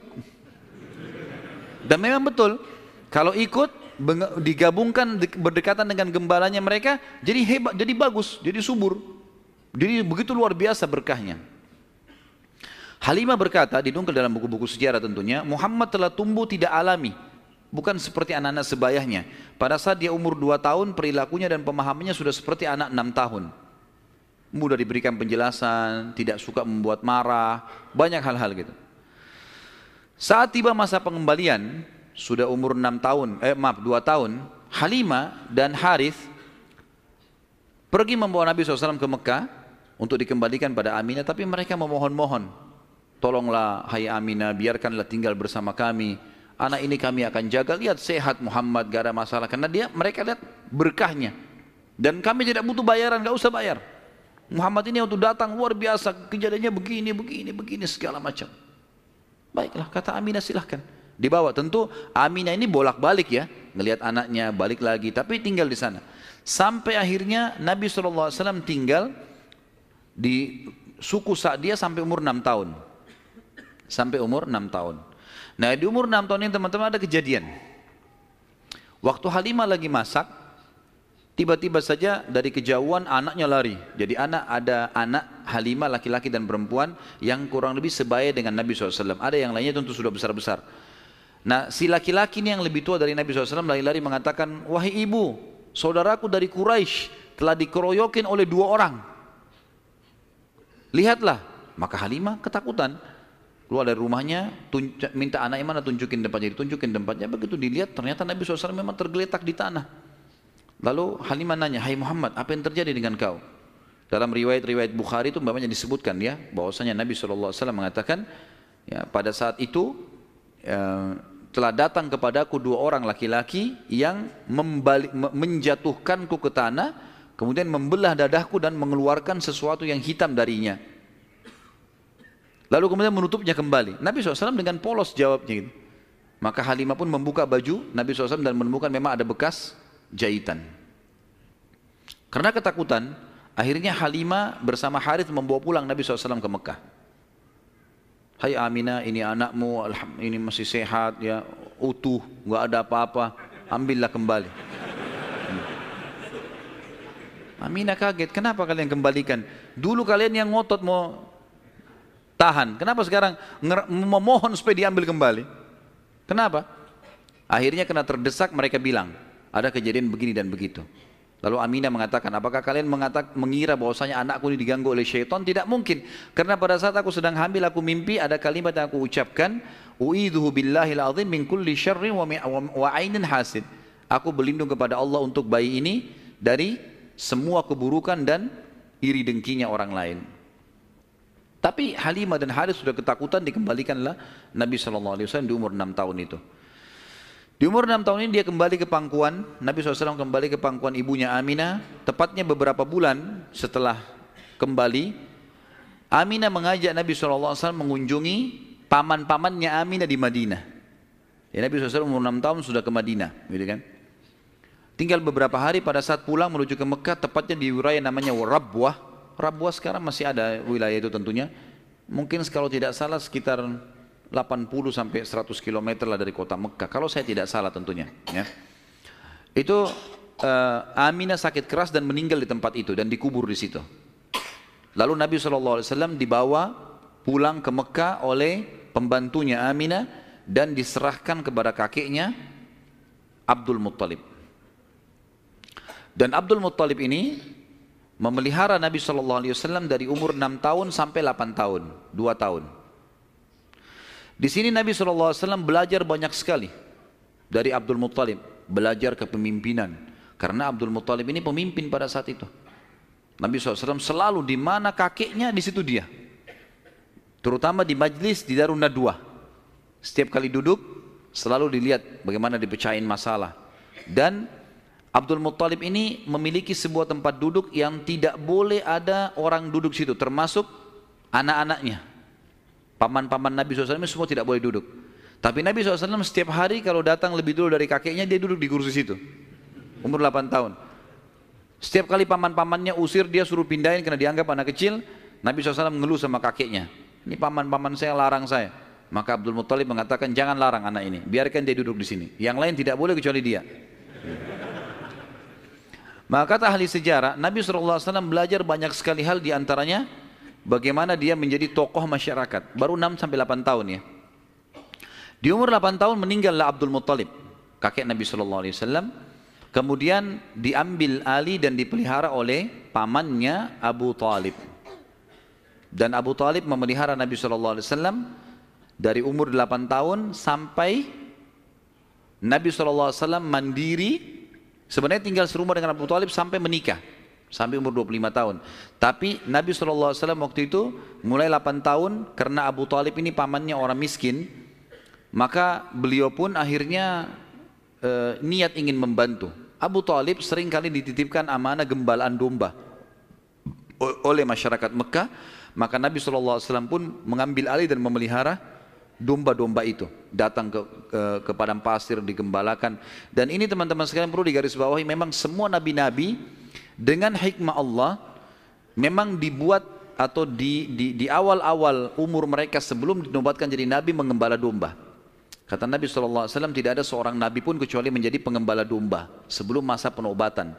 Sebagian ulama tentu membahas masalah domba ini karena domba-domba ini hewan-hewan yang lembut. Kalau mereka makan, mereka tidak rebutan, artinya mereka mengelompok di padang pasir. Dan pada saat lagi nunggu gembala, orang pengembala ini bisa bertafakur, melihat langit luas, menunggu berjam-jam. Jadi itu juga ada diantara hikmahnya. Nabi SAW ini mengembala teman-teman sekalian dari umur 8 tahun sampai umur 21 tahun. Mengembala domba. Ya.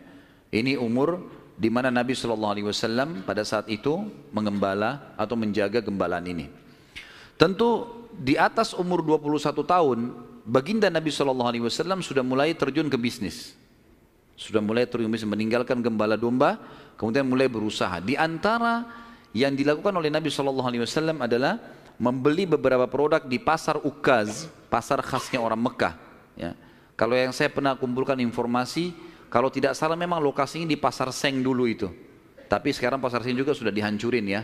Dan teman-teman yang belum pernah ke sana belum tahu, tapi yang sudah berangkat dulu tahu. Di situ sudah terkenal pasar dari dulu, tapi sekarang sudah diratakan jadi jalanan dan bangunan. Nabi SAW mulai di umur 21 tahun berdagang, dan di hari pertama beliau berdagang, beliau mengambil barang-barang kemudian beliau menjualnya. Ada satu orang yang datang membeli dagangan Nabi SAW, membeli dagangan Nabi SAW. Orang ini dari luar Mekah. Dia datang, ini umur Nabi sudah 21 tahun ya, sudah tinggalin gembalaan, sekarang mulai masuk bisnis. Pada saat Nabi SAW transaksi sama orang ini mengatakan, ini saya bayar cash, hai Muhammad, saya titipin barangnya. Setelah tawaf, saya akan ambil. Orang ini umroh, gitu kan. Tentu dengan cara umroh pada saat itu ya, mereka sambil menyembah berhala dan seterusnya. Ini syariat Nabi Ibrahim yang masih tertinggal. Ternyata orang ini setelah selesai umroh, dia pulang ke kampungnya, dia lupa kalau dia sudah transaksi dengan seorang masyarakat Mekah bernama Muhammad ini sallallahu alaihi wasallam. Maka orang ini pulang ke kampungnya, 3 hari kemudian baru diingat sama dia. Diingat dia transaksi. Kalau tidak salah bahkan kampungnya orang ini 3 hari dari Mekah. Jadi 3 hari pergi, dia setelah 3 hari perjalanan tiba di kampungnya, 3 hari kemudian baru ingat, sudah 6 hari. 3 hari lagi kembali ke Mekah, 9 hari. Begitu tiba di Mekah, dia buru-buru ke pasar Ukaz, dia kaget melihat Nabi SAW dalam kondisi yang sama. Menjaga barangnya, tidak bergerak di situ terus. Waktu itu belum ada penyumbatan jadi Nabi ya, belum ada syariat, belum ada apa-apa. Lalu orang itu bertanya, hai Muhammad, apakah kau menunggu dari pertama saya terhadap kamu di barang ini? Dia bilang iya, karena anda mengatakan suruh tunggu. Gara-gara itu keluar julukan Muhammad Al-Amin, orang yang paling bisa terpercaya. Ternyata subhanallah, kejadian ini membuat satu Mekah tersebar, bahkan banyak di wilayah-wilayah sekitar Jazirah terkenal, ada orang di Mekah yang bisa dipercaya namanya Muhammad. Akhirnya orang-orang Mekah pada datang mengamanahkan titipan-titipannya. Dan semenjak itu Nabi SAW menjadi pedagang yang sangat sukses. Salah satu strategi dagang Nabi SAW adalah setiap orang titipin macam-macam. Jadi sekian banyak orang menitip. Termasuk yang menitip sama beliau adalah Khadijah, seorang pedagang, seorang janda kaya yang memang memiliki harta. Dan Nabi SAW punya strategi dagang. Dagangnya adalah beliau mengambil uang-uang titipan orang di Mekah, lalu ditransaksikan, beli produk Mekah. Apa saja produk Mekah? Semua pedagang pada saat itu tidak terkecuali, semuanya mereka bawa emas, mereka bawa perak ke negeri Syam, baru mereka beli barang dari negeri Syam, dibawa ke Mekah baru transaksi. Jadi cuma 1 kali transaksi saja. Nabi SAW tidak. Uang itu semua dijadikan barang dari Mekah, dibeli semua barang-barang Mekah, dibawa ke negeri Syam. Barang-barang ini dijual di negeri Syam. Laku, dibelikan barang di negeri Syam, dibawa ke Mekah. Jadi double untungnya. Karena ini teman-teman sekalian, Nabi SAW menjadi pada saat itu salah satu orang terkayanya Mekah. Dan ini sekaligus membantah statement para orientalis mengatakan Muhammad, kita tentu mengatakan SAW, menikah dengan janda kaya karena dia miskin. Ini salah sekali. Karena Nabi SAW di fase dari 21 tahun sampai 25 tahun menikah dengan Khadijah itu sudah menjadi pengusaha yang sukses. Makanya beliau pada saat menikah dengan Khadijah, maharnya 20 ekor unta. 1 unta ratusan juta jumlahnya, harganya. Anggap kita hitung 100 juta saja, kalau 20 berarti 2 miliar. Ada antum sini melamar 2 miliar? Paling perangkat sholat. Jangan tersinggung. Jadi Nabi SAW melamar Khadijah dengan 20 ekor unta. Ini dusta orang kalau mengatakan Nabi SAW orang miskin. Dari mana? Pengusaha sukses, gitu kan? Dan waktu itu umurnya masih 25 tahun. Baik teman-teman sekalian, saya akan tutup pertemuan kita ini dengan, nanti kita akan kembali ke kisah Khadijah ya, radhiyallahu anha, nanti pernikahannya dengan Nabi SAW segala. Tapi ada kejadian yang perlu saya titik beratkan. Kejadian pada saat umur Nabi SAW 12 tahun. Kita review dulu kembali. Waktu umur 12 tahun, kan beliau dari umur 8 tahun sampai menikah kan tinggal sama Abu Talib. Dan Nabi SAW punya akhlak yang baik sekali, mulia sekali. Sampai Abu Talib itu sendiri malu dengan Nabi SAW di umur 8 tahun. Anaknya Abu Talib banyak. Kalau istrinya Abu Talib lagi siapin makan, anak-anaknya pada berebut. Nabi SAW duduk di pojok rumah. Enggak sama sekali. Enggak berebut. Nanti kalau selesai makan ada sisanya beliau makan. Sallallahu alaihi wasallam. Punya akhlak yang mulai dari masih kecil. Sampai Abu Talib bilang sama istrinya, khusus untuk Muhammad sisipkan makanan. Karena dia tidak ikut berebut sama mereka. Gitu kan. Baik, di umur 12 tahun, pernah satu waktu Abu Talib ini mau ke negeri Syam. Urusan dagang. Pertama kalinya Nabi SAW, biasanya Nabi ini selalu pemalu, nggak banyak minta dan nuntut ke pamannya. Khusus pada saat itu Nabi SAW bergantung di bajunya Abu Talib, nggak mau lepasin. Pokoknya dia mau ikut. Abu Talib heran, nggak pernah Nabi SAW berperilaku begini. Musyawarah sama istrinya, nggak pernah Muhammad begini. Kenapa seperti ini? Pasti ada sesuatu gitu. Maka setelah musyawarah, kayaknya dibawa aja deh. Dibawalah ke negeri Syam. Pergilah Nabi SAW bersama dengan Abu Talib dan kafilahnya. Pada saat mau tiba di negeri Syam, sebelum tiba di negeri Syam, kafilah ini melewatin sebuah gereja teman-teman sekalian, dan di situ ada satu pendeta bernama Bahira. Dan ini riwayat Bukhari Muslim menceritakan masalah itu ya. Dan sampai sekarang di negeri Syam masih ada puing-puingnya gerejanya Bahira ini. Pada saat itu di zaman Nabi SAW ada gereja ini dan sampai sekarang masih ada sisa puingnya. Saya pernah lihat cuplikannya sendiri, ada sisa puingnya di negeri Syam. Tepatnya di Syria ya. Kemudian teman-teman sekalian, pada saat melewatin kafilah ini melewatin gereja, si Bahira ini kepala pendeta di gereja itu memang lagi nunggu informasi tentang Nabi terakhir nih. Dia ngeliat-liat di jendela gerejanya, setiap kafilah lewat dilihat sama dia, terutama yang dari Jazirah Arab. Waktu secara kebetulan dengan hikmah ilahi lewat kafilahnya Abu Talib, dan kafilah ini agak berbeda dengan yang lainnya. Kafilah itu berarti 3 unta ke atas ya, baru dinamakan kafilah. 3 ekor unta ke atas baru dinamakan kafilah. Setiap waktu lewat kafilah Abu Talib ini ada awan yang menaunginya. Beda dengan kafilah lain, padahal lagi terik matahari. Dan tidak sengaja kafilah Abu Talib istirahat di sebelah gereja dan ada pohon-pohon kurma yang berderet, itu semuanya seperti menundukkan daun-daunnya ke kafilah itu. Pendeta ini perhatikan, kafilah tanya ini, kirim satu orang, tanya mereka kafilah dari mana nih? Jawabannya dari Jazirah Arab. Dari mana? Dari kota Mekah. Kata Bahira, hidangkan makanan sebaik mungkin di gereja, undang semua kafilah ini masuk makan. Diundanglah. Ringkas cerita, masuklah mereka untuk makan, dan pada saat satu kafilah ini masuk, yang ditinggalkan di situ hanya Nabi SAW. Nabi nggak boleh masuk karena tradisi orang Arab dulu aib kalau anak kecil ikut makan. Nanti selesai orang tua makan baru makan. Tapi ini tradisi jahiliyah. Kalau sekarang antum lakukan, antum juga jahiliyah. Makan, kasih anak-anak makan. Kenapa harus disendirikan? Mungkin dia lapar, kesian. Gitu kan? Baiklah. Waktu lagi makan, Bahira ini memperhatikan satu persatu orang-orang Quraisy ini, wajahnya. Karena mereka tahu cirinya Nabi terakhir. Alisnya, wajahnya, mukanya, kulitnya, jalur nasabnya, semua jelas. Tidak semua, tidak ada tanda-tanda kenabiannya. Ini mukanya muka biasa semua. Maka si Bahira tanya, apakah masih ada dari kafilah kalian yang tidak ikut makan? Kata mereka, ada satu anak kecil di depan, kami suruh jaga barang kami. Kata Bahira, boleh saya ketemu? Oh silahkan. Mereka lagi asyik makan. Bahira keluar menemui Nabi SAW. Nabi lagi duduk di bawah pohon. Lalu Bahira memanggil dia, mengatakan, hai anak kecil, ikutlah dengan saya. Kafilahnya disuruh jaga oleh beberapa pegawainya Bahira ini. Masuk di satu ruangan di gereja. Kemudian Nabi SAW berdiri lalu kata, jadi orang Mekah begini teman-teman, di Mekah itu ada patung namanya Lat dan Uzza. Lat dan Uzza ini 2 patung yang luar biasa dikultuskan di Mekah. Hebat patung ini menurut mereka. Jadi kalau bersumpah atas nama Lat dan Uzza sudah tidak mungkin berbohong. Kalau bohong kualat nih. Maka pendeta ini tahu Bahira, dia bilang, hai anak kecil, saya akan bertanya kepadamu atas nama Lat dan Uzza. Ini semua anak kecil sampai orang tua di Mekah tahu nama ini, dan mereka ketakutan kalau dengar nama ini. Apa jawaban Nabi SAW waktu itu? Umur 12 tahun, masih kecil. Kalau kita sekarang masih SD gitu kan. Maka beliau mengatakan, jangan engkau sebutkan 2 nama berhala itu karena aku membencinya. Aku tidak suka dengan patung itu. Penasaran Bahir.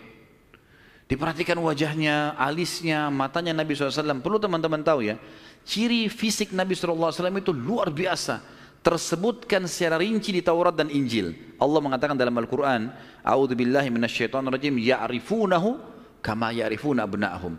Orang-orang ahli kitab, terutama Yahudi dan Nasrani ini, maksudnya orang Yahudi dan Nasrani, betul-betul mengetahui Muhammad SAW sebagaimana mereka mengenal anak-anaknya. Karena terinci. Disebutkan dalam hadis, alis Nabi SAW seperti busur panah yang lebar, berwarna hitam dan tebal. Bola mata beliau SAW besar, kelopaknya, dan dipenuhi dengan bulu mata yang lebat. Bola matanya putihnya putih bersih, hitamnya hitam pekat.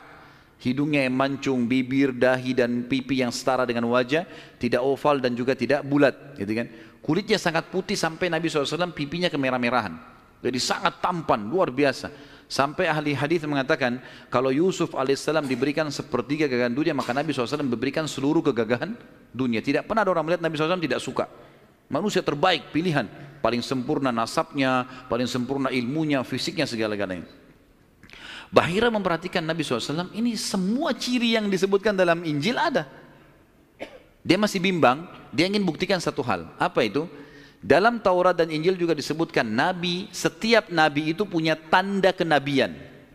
Apa tanda kenabian teman-teman sekalian? Sebuah daging yang menggumpal di pundak sebelah kanan.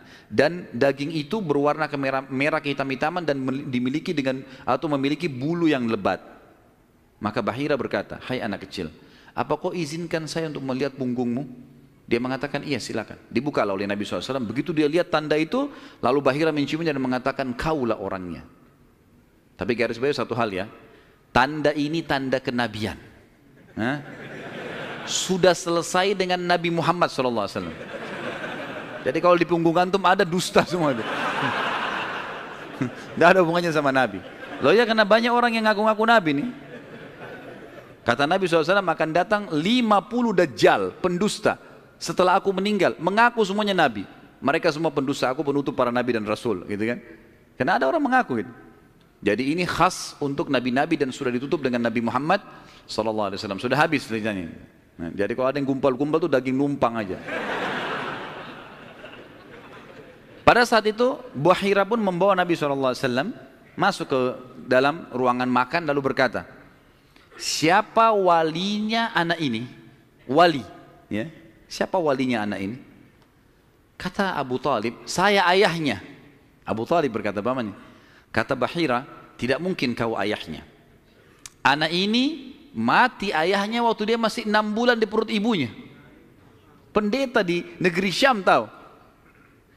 Anak ini meninggal ayahnya waktu dia umur 6 bulan di perut ibunya. Dan ibunya meninggal pada saat dia umur 6 tahun. Serta dia dibina dan dididik. Dibina itu maksudnya dikasih, kalau bahasa Arab itu bina itu berarti seperti bangunan itu dibanguni, dididik, dibesarkan dan seterusnya oleh kakeknya sampai umur 8 tahun. Dan kalau kau benar kerabatnya, kau adalah pamannya. Abu Talib kaget, dari mana anda tahu semua itu? Benar semua. Dia bilang, kami temukan dalam kitab kami. Ketahuilah, keponakan kau ini adalah nabi terakhir yang sedang ditunggu oleh orang-orang. Dan kalau orang Yahudi tahu dia dari turunan Arab, maka pasti mereka akan membunuhnya sebagaimana mereka berusaha membunuh Isa alaihissalam. Kalau mereka tidak suka, mereka tolak, gitu kan? Maka jangan bawa ke negeri Syam, bawa pulang ke Mekah segera. Akhirnya dibawa pulanglah Nabi SAW ke Mekah pada saat itu. Waktu dibawa pulang ke Mekah, setelah tiba di Mekah, maka ada kejadian kecil di sini dan kita tutup dengan ini tentunya. Waktu sudah pulang ke Mekah, Abu Talib sudah mulai ketakutan karena dia sudah dengar informasi tentang ponakannya nih. Zaman dulu juga teman-teman sekalian, ada tradisi buruk ini sebenarnya, tradisi buruk juga. Seringkali dukun-dukun dan peramal ini menjual jasa. Mereka datangin negeri-negeri atau kota-kota, tawarin jasa. Datang, tancapin kemah, kemudian mereka jual jasa. Ayo siapa yang mau diramal, bayar. Gitu kan? Seperti itulah. Waktu itu pas Abu Talib tiba di Mekah, pas peramal-peramal lagi masuk di Mekah. Maka orang-orang Mekah bawa anaknya, suruh ramal. Lihat mukanya, lihat tangannya, lihat segala macam. Pada saat itu teman-teman sekalian, Abu Talib ingin mengetes. Dia bawa Nabi SAW, dicari sama dia, mana pimpinannya dukun nih, peramal-peramal nih. Ditemukan lalu dibawalah Nabi SAW waktu masih kecil, umur 12 tahun tadi dibawa. Terus pimpinan peramal itu dalam kisah, dalam buku-buku sejarah disebutkan memandang Nabi SAW dengan pandangan yang sangat tajam. Dan dia tidak bicara apa-apa. Dia mengatakan, tahan anak ini. Lalu dia masuk ke kemahnya. Kemungkinan dia bicara sama dukun, sama setan-setannya nih. Makan dukun. Ini saya nggak bisa tebak anak ini nih. Abu Thalib lihat pimpinan ini, biasanya dia kalau anak-anak Mekah datang, oh ini nasibnya begini, sudah bawa, bayar. Seperti itulah. Ini enggak. Lama dalam kemah. Abu Thalib ketakutan, dibawa Nabi SAW. Dan Abu Thalib titip pesan, kalau dia tanya, jangan sebutin di mana anak ini. Dibawalah Nabi SAW pulang ke rumah, Abu Thalib kembali ke situ. Lama, baru dukun itu keluar, peramal itu keluar dari kemahnya. Lalu dia teriak, mana anak tadi itu di sini? Enggak ada yang nyaut, karena Abu Thalib sudah titip pesan. Abu Thalib waktu itu termasuk anaknya Abdul Muttalib, Raja Mekah. Tapi Abu Thalib tidak dinobatkan jadi raja pada saat itu kan. Maka mereka diam. Yang kedua kali, mana anak itu di sini? Sampai 3 kali, kesimpulan terakhir, kata peramal itu, kita tentu tidak percaya peramal, tapi dia mengatakan, ya, kalau anak itu memiliki kedudukan yang sangat tinggi, dan dia akan memimpin dunia. Begitu loh bahasanya. Dengan ini teman-teman sekalian, maka orang-orang Mekah jadi lebih yakin kalau Nabi SAW ini punya kedudukan. Walaupun kita secara orang Muslim tidak percaya dengan dukun semua, tapi historinya begitu. Secara histori seperti itu. Allahu a'lam. Dan insya Allah nanti kedepannya kita akan bahas tentang pernikahan Nabi SAW, prosesi pernikahannya, ya, kemudian anak-anaknya, sampai ke masa fase kenabian. Allahu a'lam.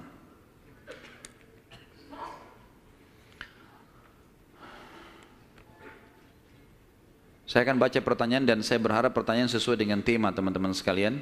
Dan tolong saya datang jauh-jauh ke sini bukan untuk dites, ya. Jadi nggak usah ngetes-ngetes. Ya. Kalau antum sudah tahu, alhamdulillah, bawa ilmunya pulang. Ya.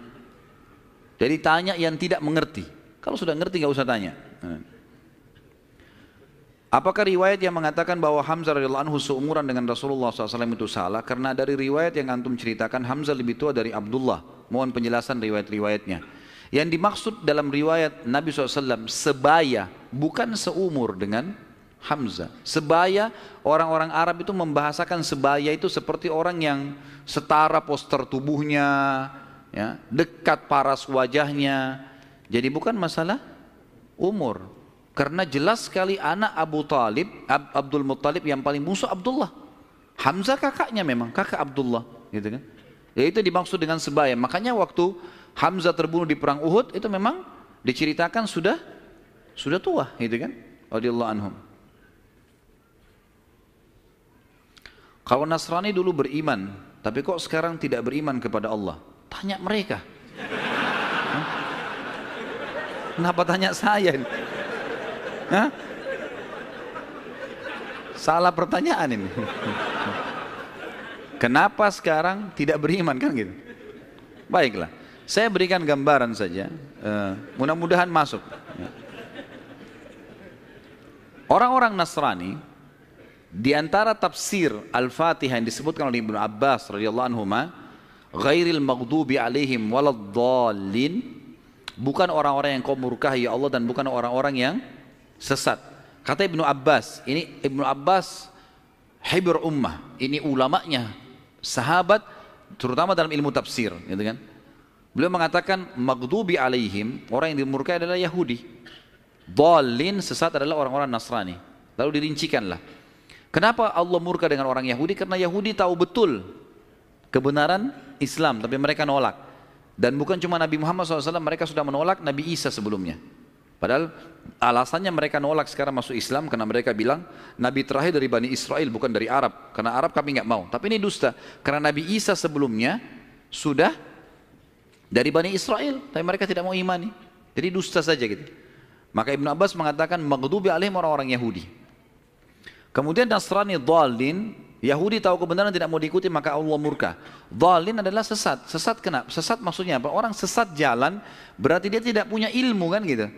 Orang-orang Nasrani mau menyebarkan agama mereka tapi mereka salah dengan mengatakan Trinitas misalnya, gitu kan? Sementara Allah mengatakan lam yalid wa lam yulad, gitu. Dan memang dalam agama dalam kelompok Nasrani sekarang masih ada kelompok Nasrani yang mentauhidkan Allah. Umumnya yang dapat hidayah dari mereka-mereka ini. Tapi kalau orang yang mengatakan Trinitas ini biasanya sudah terdoktrin dengan keyakinan itu, dan Allah sudah mengatakan, A'udzubillahi minasyaitonirrajim, laqad kafara alladziina qalu innallaha tsalitsu tsalatsa. Telah kafir orang-orang yang mengatakan Allah itu atau Trinitas ya.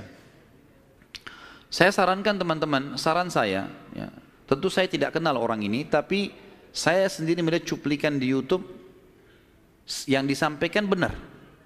Saya belum ikutin semua serialnya, tapi saya melihat orang ini, dia ahli sejarah dari Palestina, dan dia coba mengangkat tentang kenapa bisa ada Nasrani yang mengatakan Trinitas dan ada yang juga masih mentauhidkan Allah. Namanya Jihad Turbani. Jihad Turbani ini kalau teman-teman ketik, insya Allah sudah ada terjemahan bahasa Indonesia. Ada salah satu serialnya, dia menjelaskan tentang perpecahan Nasrani dan sebab-sebab, kemudian kapan terjadi, bahkan orang-orang yang mengatakan Trinitas membunuh orang-orang Nasrani yang bertauhid kepada Allah. Banyak hal yang dibongkar sama dia. Mungkin ini lebih banyak memberikan jawaban kepada penanya, insya Allah. Gitu kan? Saya sarankan begitu, dan insya Allah cuplikannya nggak lama, 15 menit, 20 menit gitu. Apakah Lat berhala adalah keturunan dari Abdul Manaf? Tidak pernah ada riwayat masalah itu. Allahu a'lam. Tanya sesuatu yang ada isinya, gitu. Karena kalau Lat nama patung, kalau mau ditanya keturunan Abdul Manaf, tidak ada sesuatu yang kita bisa ambil. Artinya tidak perlulah dia keturunan Abdul Manaf atau bukan, nggak penting buat kita gitu ya. Apakah Najasyi di zaman Abraha sama dengan Najasyi yang di zaman Nabi SAW yang menerima beberapa sahabat di Habasyah? Tentu saja bukan. Tentu saja bukan. Yang lebih kuat pendapat mengatakan, karena Najasyi kan istilah, saya sudah bilang tadi, istilah raja seperti Kaisar, seperti Kisra, gitu kan, seperti Tuba. Jadi di bawah si siapa namanya Najasyi ini, itu nama induknya, nanti ada nama-nama orang lagi. Yang lebih kuat yang saya temukan dalam buku-buku sejarah bukan yang hidup di zaman Nabi SAW, karena ini jauh di zaman Abraha, ya, masih jauh sebelum Nabi SAW lahir malah. Allahu a'lam. Ya. Sudah, baik. Mungkin begitu dulu saya teman-teman sekalian. Sesuai tema nggak? Karena ada saya temukan banyak orang tidak sesuai dengan tema. Ada juga orang yang sengaja ngetes. Lempar pertanyaan, sengaja ngetes, terulang-ulang. Dan sekarang itu yang banyak dipelintir-pelintir di YouTube tuh. Diambil lagi tanya jawab, dipelintir lagi, dibuat masalah lagi. Untuk apa ini semua? Kalau ada teman-teman yang hadir di sini, saya nasihati bertakwa kepada Allah. Hadir majelis ilmu, niat untuk ilmu. Sudah faham ya sudah, amalkan. Semua ada pertanggungjawaban di hadapan Allah SWT. Dan saya manusia biasa, saya bisa salah kan gitu.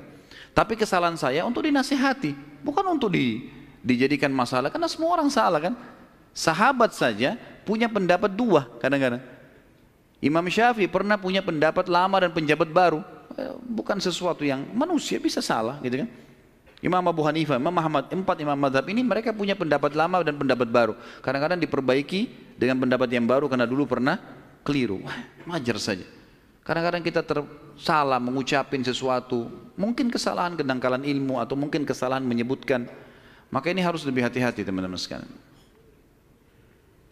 Bagaimana menanggapi tuduhan non-muslim mengenai kematian Rasulullah SAW yang katanya beliau meninggal karena diracuni oleh wanita Yahudi sewaktu di Khaybar? Semoga anak Ustadz yang sedang sakit diberi kesembuhan. Jazakallah khair. Amin insyaAllah. Tentu kalau saya pribadi, saya bukan menemukan itu pendapat Nasrani. Itu pendapat sebagian ahli sejarah muslim. Karena memang Nabi SAW, nanti akan kita bahas di fase Khaybar, peperangan Khaybar, beliau sempat dihidangkan memang makanan racun. Dan ada satu sahabat yang memakan makanan yang sama racunnya, itu lumpuh. Sahabat itu. Dan meninggal beberapa waktu setelah lumpuh, karena ganasnya racun itu. Maka sebagian ahli sejarah muslim mengatakan, Nabi SAW berkumpul pada beliau berkumpul pada dua hal. Kemuliaan pada saat meninggal dalam keadaan Nabi dan meninggal pada saat mati syahid. Ini ijtihadnya sebagian ulama. Tapi kita tidak ambil pendapat orang-orang Nasrani, ini pendapat memang sejarawan muslim. Allahu a'lam. Baik, sampai sini insya Allah bahasan kita. Dan kita akan lanjutkan nanti dengan izin Allah, kalau Allah masih panjangkan umur dan berkahi, bulan depan insya Allah masalah menikahnya Nabi SAW dengan Khadijah, keturunannya, kemudian beberapa hal yang berhubungan dengan itu. Kemudian kita masuk insya Allah ke masalah fase penobatan kenabian, insya Allah, biidznillah. Mungkin begitu, semoga apa yang kita bahas pada hari ini bermanfaat buat kita semua. Dan semoga semua dosa yang pernah kita lakukan dimaafkan oleh Sang Pencipta Allah dan diganti menjadi pahala dengan kemahamurahannya. Dan semoga semua amal yang pernah kita kerjakan diterima olehnya. Semua sisa umur kita ke depan diberkahi, baik di keluarga, di harta, di keturunan. Kemudian juga puncaknya kita masuk surga tanpa hisab. Dan kita selalu mendoakan saudara kita di Palestina, di Syria, di Yaman, di Irak, di Myanmar, di Ahsa, dimanapun mereka berada sedang tertindas. Semoga Allah ikhlaskan niat mereka, terima para syuhada mereka, muliakan Islam di tangan mereka dan tangan kita semua. Dan semoga Allah dengan kemahamurahannya menyatukan kita semua di surga firdausnya tanpa hisab. Kalau ada benar dari Allah, kalau ada salah dari saya mohon dimaafkan. Sebelum kafaratul majlis, saya mengajak teman-teman sekalian untuk kembali ke web resmi di www.khalidbasalamah.com. Dan saya ingatkan, kalau ada teman-teman yang ingin menyebarkan ceramah, maka saya sarankan tidak ada komersial. Jangan dikomersialkan, gitu kan. Kalau dikomersialkan akhirnya nanti antum memaksakan diri untuk memberikan judul yang menggelitik lah dan seterusnya. Dan ini akhirnya menjadi sumber fitnah yang menjadi kemana-mana gitu. Jadi ada satu orang bahkan sempat memasukkan email ke tim kami lalu mengatakan, kenapa Ustadz sekarang menahan ceramah-ceramah ini? Apakah Ustadz lebih mendahulukan dunia daripada akhirat? Gara-gara dianya mengomersialkan ceramah ini. Kemudian kami tahan komersial itu, tidak boleh lagi dikomersialkan. Kalau tim kami yang mengomersialkan itu hak, karena kita yang shooting, kita yang segala itu hak umum saja, tidak ada pelanggaran agama. Tapi teman-teman ini mengomersialkan, lalu kemudian dia bersangka buruk, gitu. Mengatakan saya sudah mengupload sekian ratus ceramah, lalu ada si fulan sekian ratus ceramah, sekian bulan, kenapa harus ditahan? Gitu. Kami nggak tahan, asal tidak dikomersialkan. Tapi komersial melanggar akad, kan itu. Jadi tidak boleh sama sekali teman-teman sekalian. Cukup dengarkan, sebarkan sebagai hal yang bermanfaat. Kemudian juga insya Allah besok subuh biidznillah kita akan bahas buku, bedah buku judulnya Akibat Makanan Haram. Dan teman-teman bisa temukan bukunya insya Allah dengan panitia masjid. Itu buku kecil dan insya Allah kita akan bahas secara terinci. Mudah-mudahan Allah mudahkan, insya Allah kita selesaikan juga. Dan temanya sudah diangkat sebenarnya di YouTube. Kemarin tablik akbar di Makassar sekitar 2 jam lebih. Tapi besok mungkin karena waktu kita kepepet, saya akan masuk ke poin-poin intinya. Allahu a'lam. Subhanakallahumma bihamdika asyhadu an la ilaha illallah astaghfirullah wa atubu ilaih. Wassalamualaikum warahmatullahi wabarakatuh.